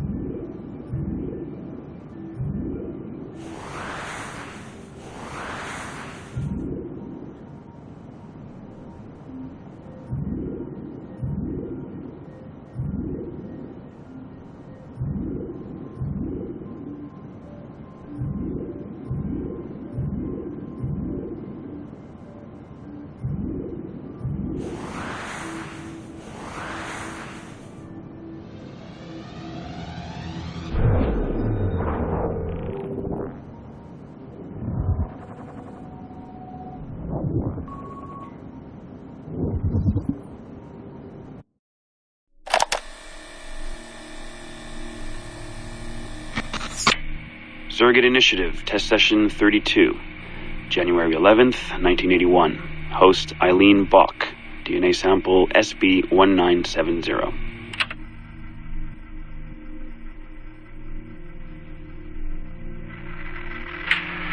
Miriam? Miriam, is that you? Are you in here? Bartle! Oh, thank God you're safe. You've been very sick. Bartle, how did they find you? Oh, Jesus, what would they do to you? Has they hurt you at all? I told them nothing. All they do every day is ask about you and that artifact. But I didn't tell them anything. Nothing. I know you didn't, Miriam. But how are you? You aren't hurt? Not badly, no. I'm fine. Good. We need to get the message out to Oscar. Somehow. We need to tell him where... Very interesting footage, Eileen. This is Germany, you said, World War II? Most of the memories I've been able to access come from a period where Miriam was imprisoned by Nazis in Cologne. Miriam. Is she still alive? No, she was my ex-husband's mother. She passed away about 5 years ago. Well, she was spirited. An impressive lady. Definitely. And the man, Bartle. He made reference to an artifact. Any idea what that is? My team is looking into that, but it's not our first priority. We still need... It is now. Really? You must have other recordings of this woman. Are there any other mentions of this artifact I should know about? Half a dozen or so, yes. What's this about? You have questions, I understand that. I don't have answers for you. Not right now, but I do have money. And if you get me those recordings and bring me any other artifact references you find, then I will triple your operating budget for as long as I can. Triple my budget? My God, what is this? 9 a.m. Monday morning, my office. We have a lot to discuss. But Lillian, I don't... Have a good weekend, Mrs. Bach. Fantastic work.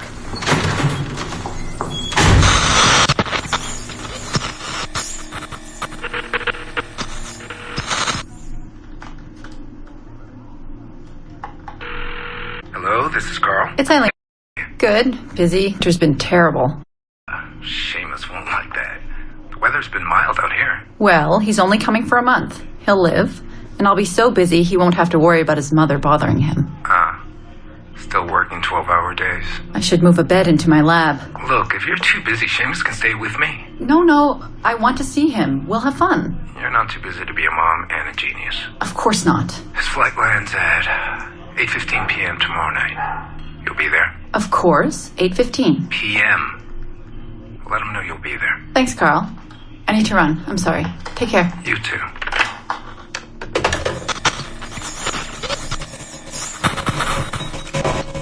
Eileen. Didn't see you come in. I'm not interrupting? No, it's fine. The subject is unconscious. He's traipsing around 18th century New Orleans right now, in the memories of a woman. That must feel odd. How long has he been under? 83 minutes. Whoa. It's average. What can I do for you? I just wanted to thank you for sending Lillian to see me. She came away very impressed. There. You see? All these bureaucrats need is a little glimpse of our secrets every so often. They like to feel like they're still in charge. Lillian is most definitely in charge. She just tripled my budget. Tripled? Christ, Eileen. You must have discovered who killed Kennedy. Well, she heard something on one of my tapes that interested her. Something about an artifact. Very vague, but it was enough. An artifact? What sort of artifact? Jesus, get him out of there! Get him out! Oh my God. It'll kill him! He's not decoupled! He's having a fucking seizure! Power down! Now! Heart rate 170! Power down! Now!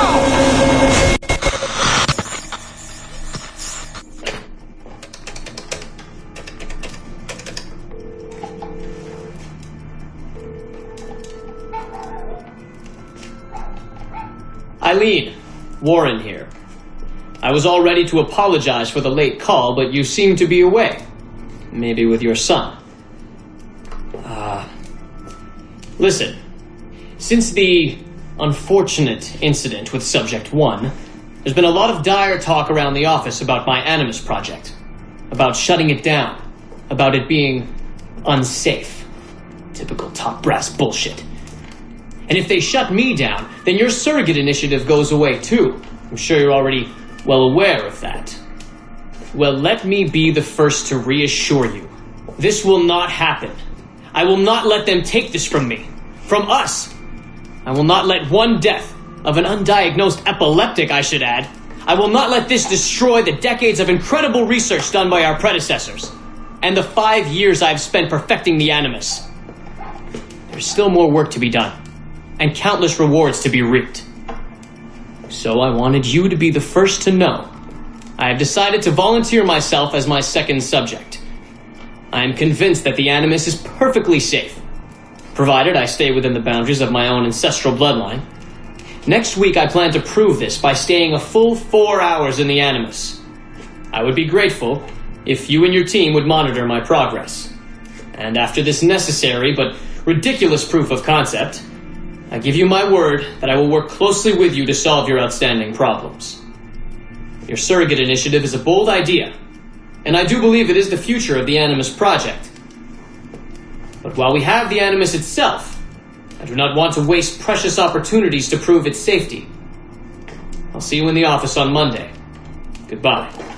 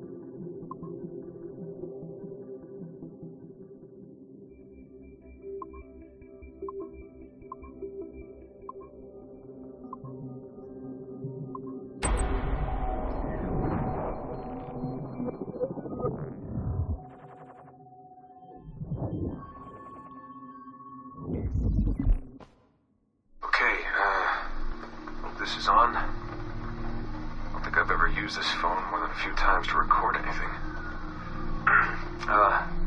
Hey, Dad. So, we're all here in New York at the motel. It's Queens, actually, in Astoria, near the NQ. Rebecca's off getting batteries for something. Sean's in his room doing whatever Sean does. And, you're out getting some food. Me? Well, I'm supposed to be getting ready to break into some offices in the financial district. Feels just like prepping for one of your old training drills, actually. 10 years go by, and then you show up, and it's like I was never gone, and we're right back to the ball busting and the conspiracies and the paranoia. Only this time, I believe you. I believe every word. You know, I don't even think you know the half of it. I don't think you know how much I've seen. How much I've learned in just a few weeks. Everything, really. I feel like I've lived 1,000 years, or 10,000 maybe. It's impossible to explain. But when you see that much of the world through the eyes of so many, you can't help but be sad. And to see all these incredible, intelligent people fight the same battles, make the same mistakes over and over again. Because culture and knowledge and history, these things, they aren't passed on through our genes. Every kid on Earth needs to relearn the basics. How to live, how to survive, how to stand up for what's right. So much is lost in the transfer.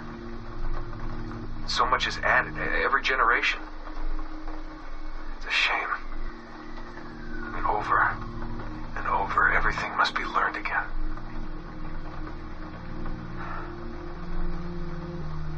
I met Clay, Dad.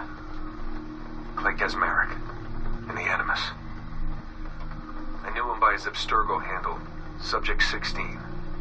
My predecessor. And he showed me things. He passed them to me just before he died. Or got deleted or whatever. Everything he'd learned, everything he'd seen. God, how do I talk about this? So, guess you trained him. Huh? After I left, he really looked up to you, and now that I've seen through his eyes, I think I understand why. I'm glad you had him around, even if I wasn't there. The things he showed me. Unbelievable things. And I never... Shit. Alright, I'll back in a second.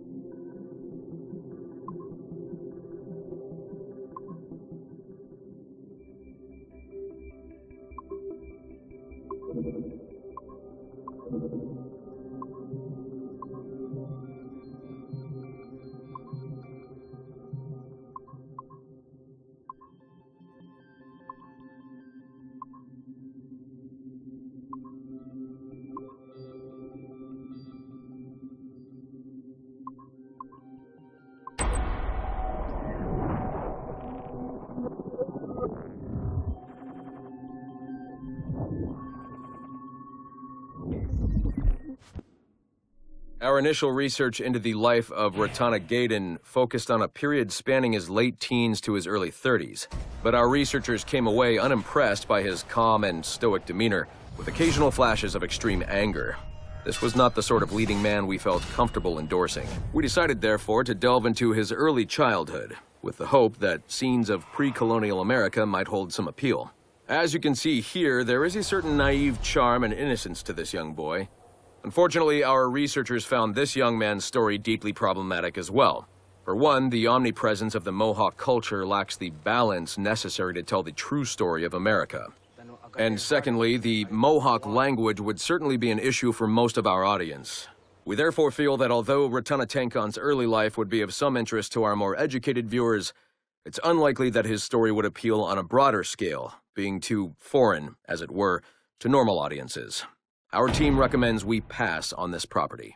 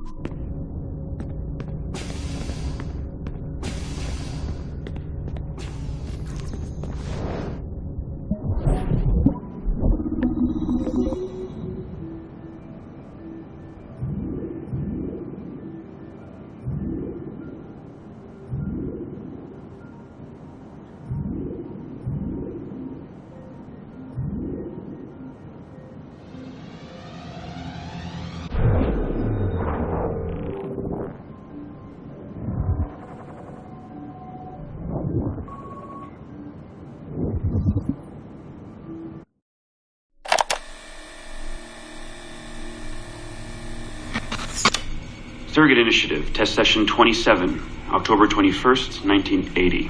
Host Eileen Bach, DNA sample SB1970. Miriam, my dear girl, there is no good reason for you to be here. But your intransigence requires that I detain you until you give me information I can act upon. The location of the artifact, perhaps, or the whereabouts of your leader, Bartle Shink. Just a little something to give Minister Goebbels some encouragement that we are on the right track. How about a nice hug? He looks so sad in all his photographs. Yes, he does, doesn't he? Perhaps you could pay him a visit yourself. He likes beautiful women, actresses, musicians. Pirates? That's right, pirates. Pirates of the Edelweiss.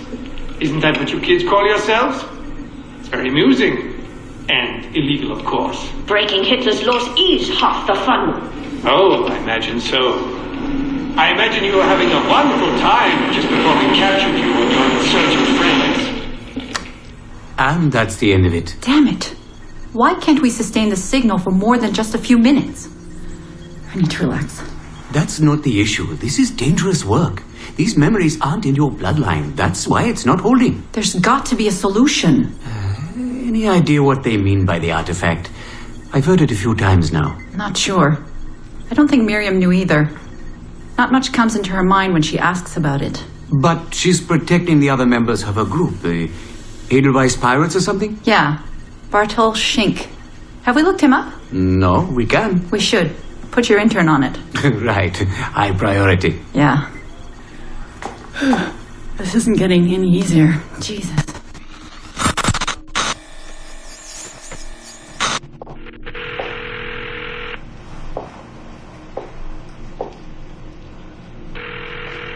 Hello? Hi, Seamus. It's Mom. Hey. How are you? Dad!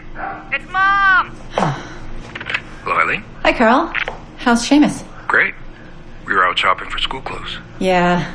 The summer just sped by. They all do. I never seem to notice. No windows in the office. Right. Trapped in the lab. So, did you need to talk? Yes, sorry. I was curious about your mother, actually. Oh. Okay. How much did she talk about the war when you were growing up? Not often. Bits and pieces. Why? I was doing some research last week about World War II, and something came up about the Edelweiss Pirates, or the Navajos, and your mother's name popped up. Really? That's an odd coincidence. Does any of that ring a bell? Yeah. Mom ran with that group while the war was on. There were a group of kids who wanted to avoid the Hitler Youth programs, but in later years they escalated their activities to, bigger ideas like vandalism and sabotage. But why Navajos and pirates? Just some of the names they used. Navajos, Edelweiss Pirates, you know kids. There were little pins, little white flowers. I may still have hers. That's interesting. And this is for work? Researching my mother? Not exactly, but...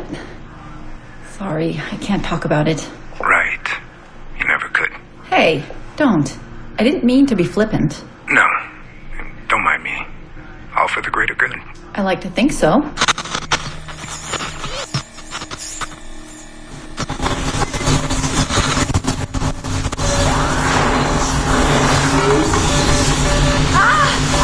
Power down.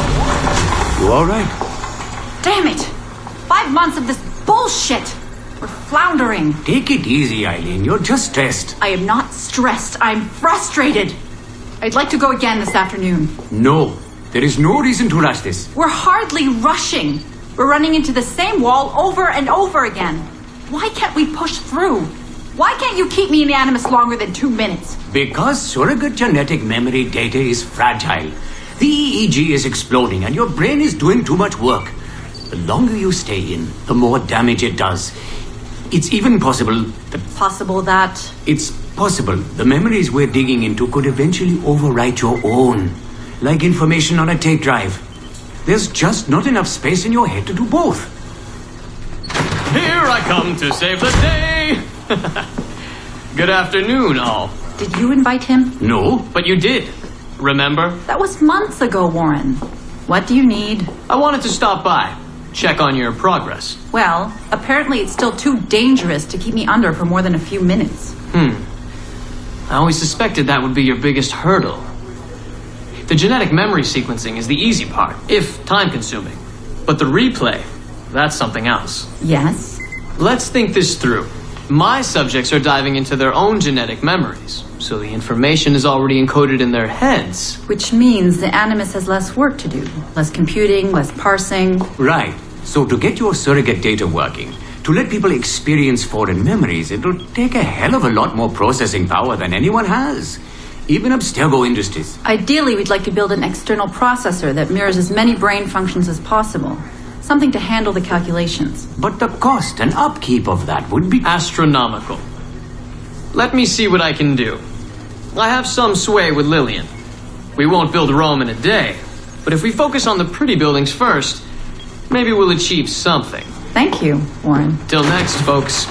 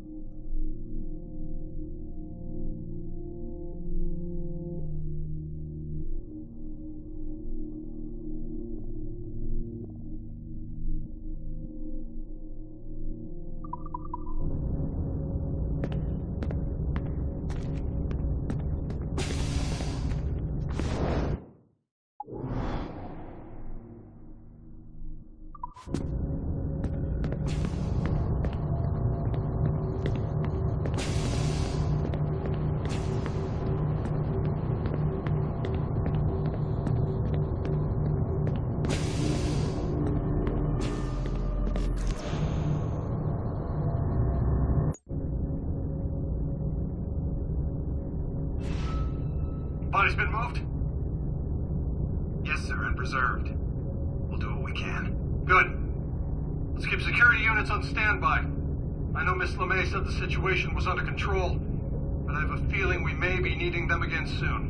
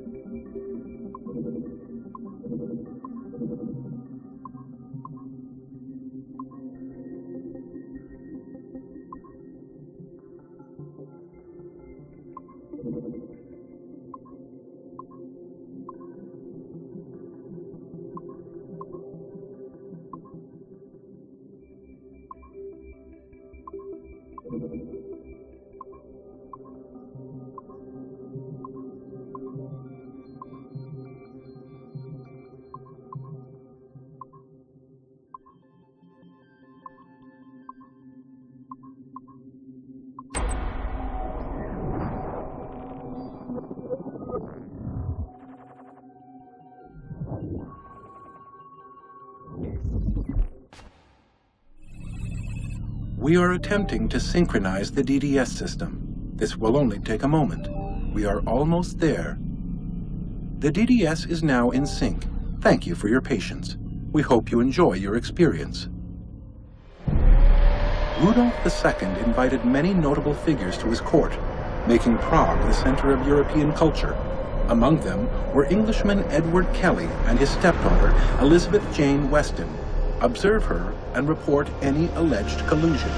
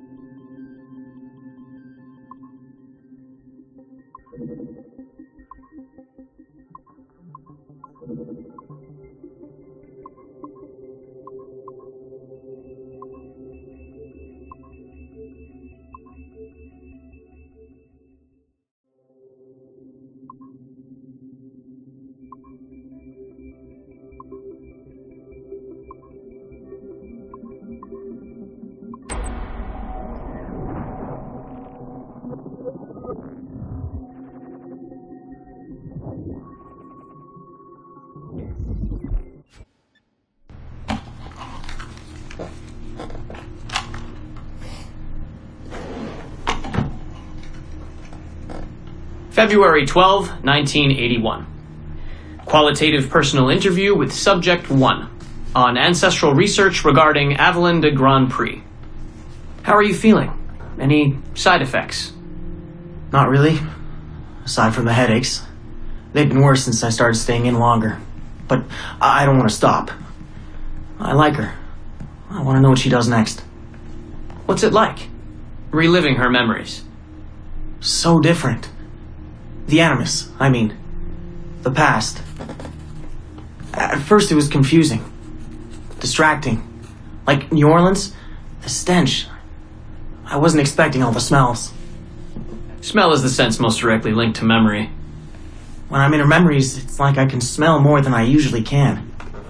In general, women have a more acute sense of smell than men do. I had wondered how that would translate. Anything else? Yeah. She's smaller than me, but it's like her body could do more.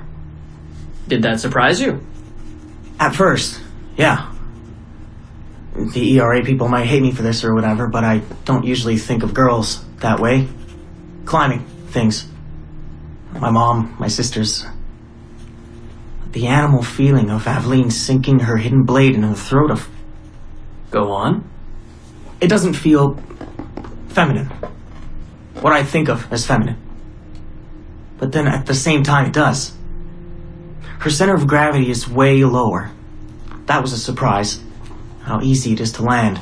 How steady I am on her feet. Sorry.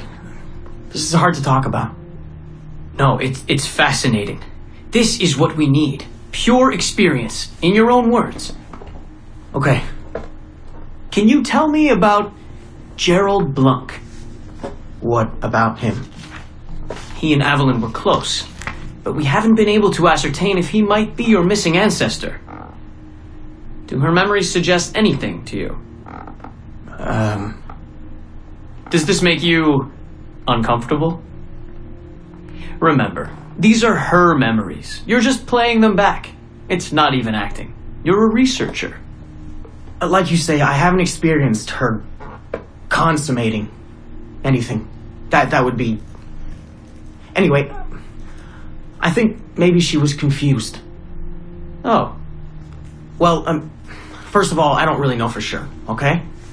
I mean, guys think about sex more than girls, right? That's a fact. As a researcher, what did you observe? Does it mean she's more like a guy if she thinks about... Is that why she's able to assassinate... Well, okay, here's the thing. I don't know her thoughts, but from what's in her memories, physically, the fidgeting, some hesitation, what she looked at, who she looked away from, the things she didn't say when I expected her to. If I had to guess what it meant, I would think she was thinking about sex. But I'm a guy, so I would think that, right? So what does it mean for women to act that way? It has to mean something else, right? As a subject, you're able to observe more finely than I am in review. What about unwanted attention from men? Well, I thought that would be the hardest thing to deal with. I'm not into that, for the record. Not at all. Yes, I know. But the way she dealt with it happens so often. It's like you stop noticing everything she does to avoid it. Crossing the street, eyes in the back of her head. She knew how to handle herself. When she was charming, felt kind of similar to killing. Or the build-up to killing. Can we take a break, Mr. Vidic? Of course.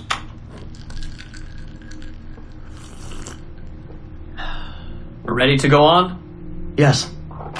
Avalon was black. And white. On her father's side. You're sensitive to that? I guess.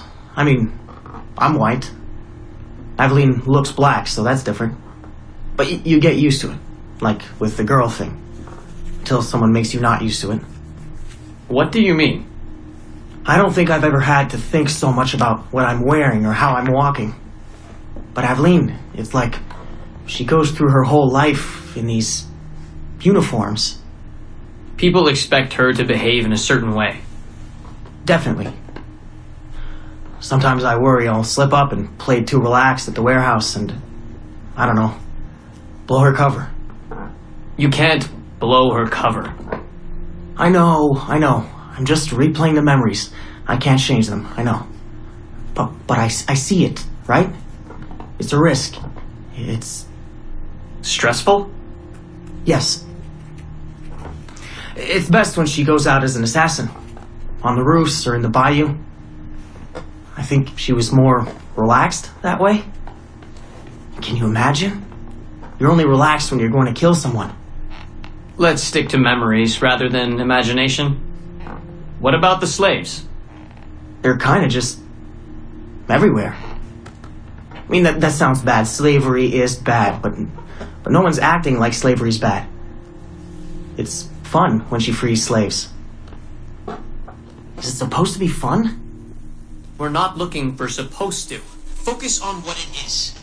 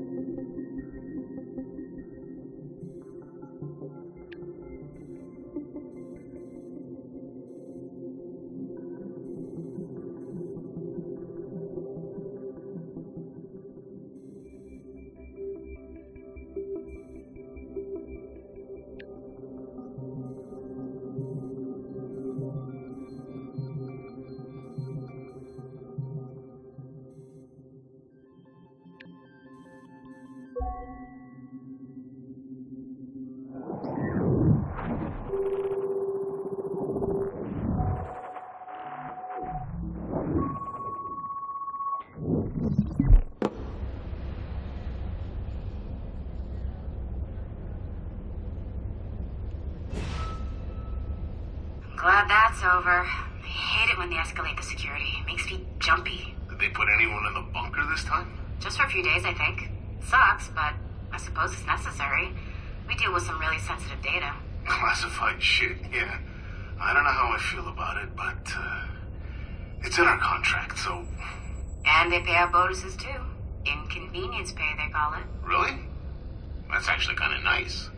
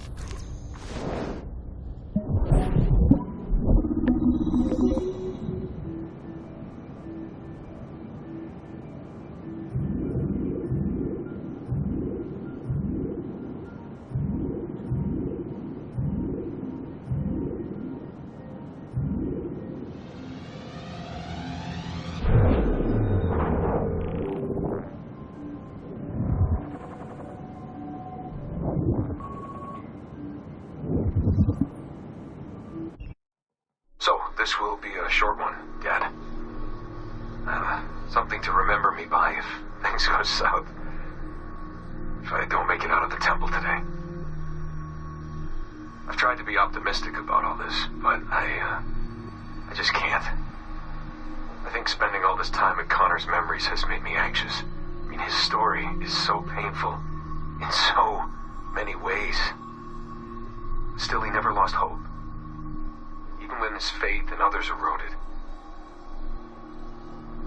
I can only believe that what we are doing is the right thing, and that I can stop this disaster. I know this. I mean, the technology is there, waiting for us to use it. I'm the final piece of the puzzle. Something in my genes, or my memories. Some final piece of code to switch the whole thing on. That's why I'm here. That's why they brought me here. Only, I don't know what I'll have to give up in return. My sanity, my life, it's impossible to say. I do know this.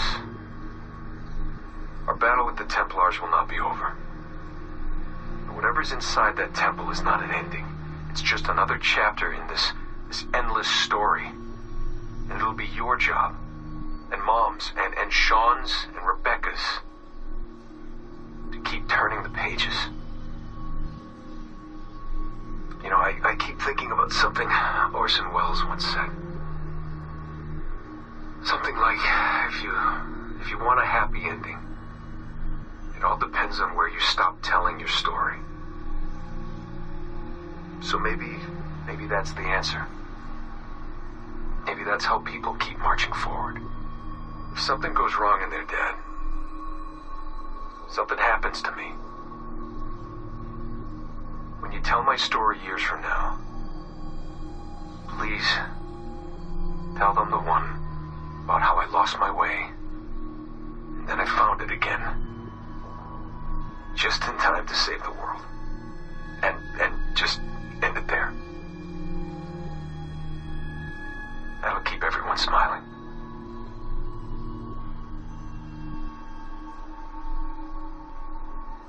Goodbye, Dad.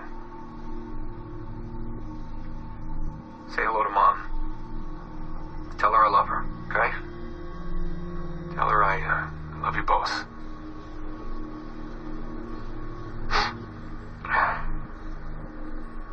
I love you both.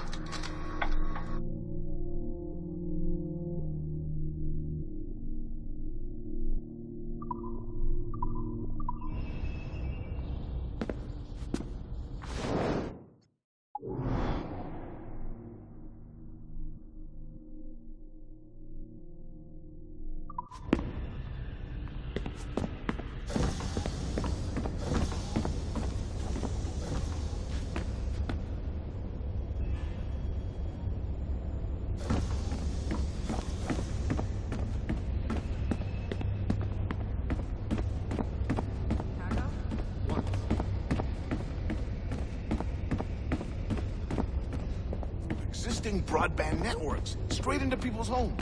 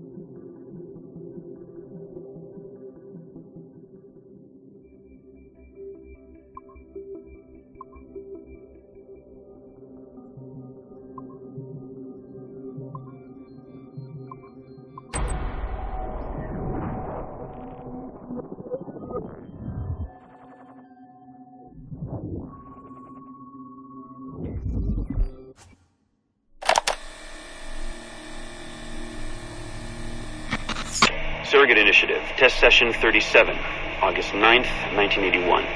Host Eileen Bach, DNA sample SB1970. Open! Good morning, Miss Kurtz. You look well, considering the circumstances. Are you rested? Have you eaten? Your friends are dead, Miriam. Bartel Schink and all his navigators, his Edelweiss pirates, executed for 5 counts of murder. It has a trial. You must be proud. There was no need! They were scum! All of them! You hear me? All of you are scum! Scum! Scum! I see it so clearly now. He didn't break, did they? You have nothing. Quiet, girl! You don't have the artifact. If you did, you wouldn't be talking to me at all. Never use lace seat. I said never use lace seat. Never use lace seat. Never use.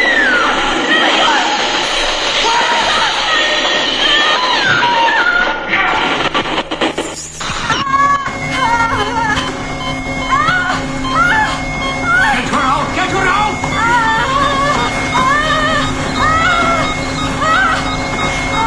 We're losing her! Shut it down! Everything!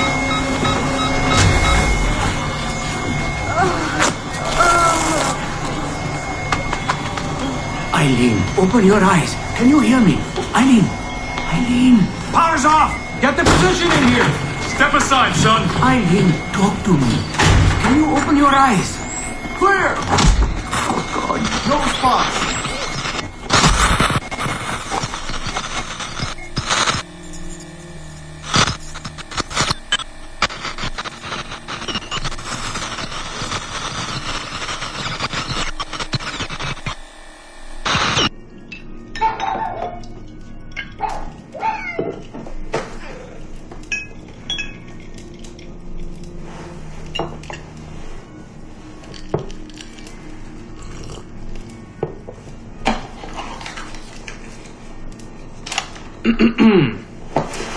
All right.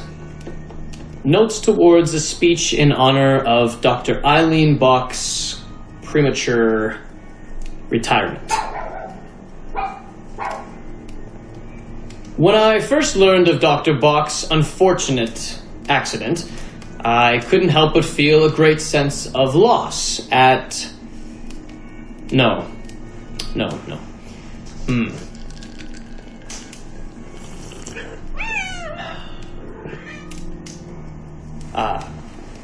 Dr. Eileen Bach has and always will be a friend and colleague. When I first learned of her unfortunate accident, I was shocked, of course. To see any friend injured in such a way is deeply upsetting. And to further learn that her injuries were severe enough to force a premature conclusion to her brilliant career, well, I would not wish that fate on anyone. But, if there is any solace to be found in her accident, it may be this: that she was injured in service of her research, in service of work that she cherished most dearly. And it is thanks to her, it is due to her diligence, that some of the mysteries of genetic memory have been further illuminated. And while it is true that work on her project the surrogate initiative, as she called it, has been temporarily halted. The copious amount of work she has done over the past 3 years has been incredibly valuable. So while her work has been suspended for the time being, her legacy will most certainly live on.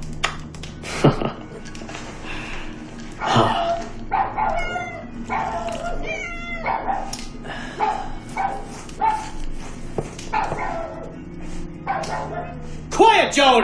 Quiet!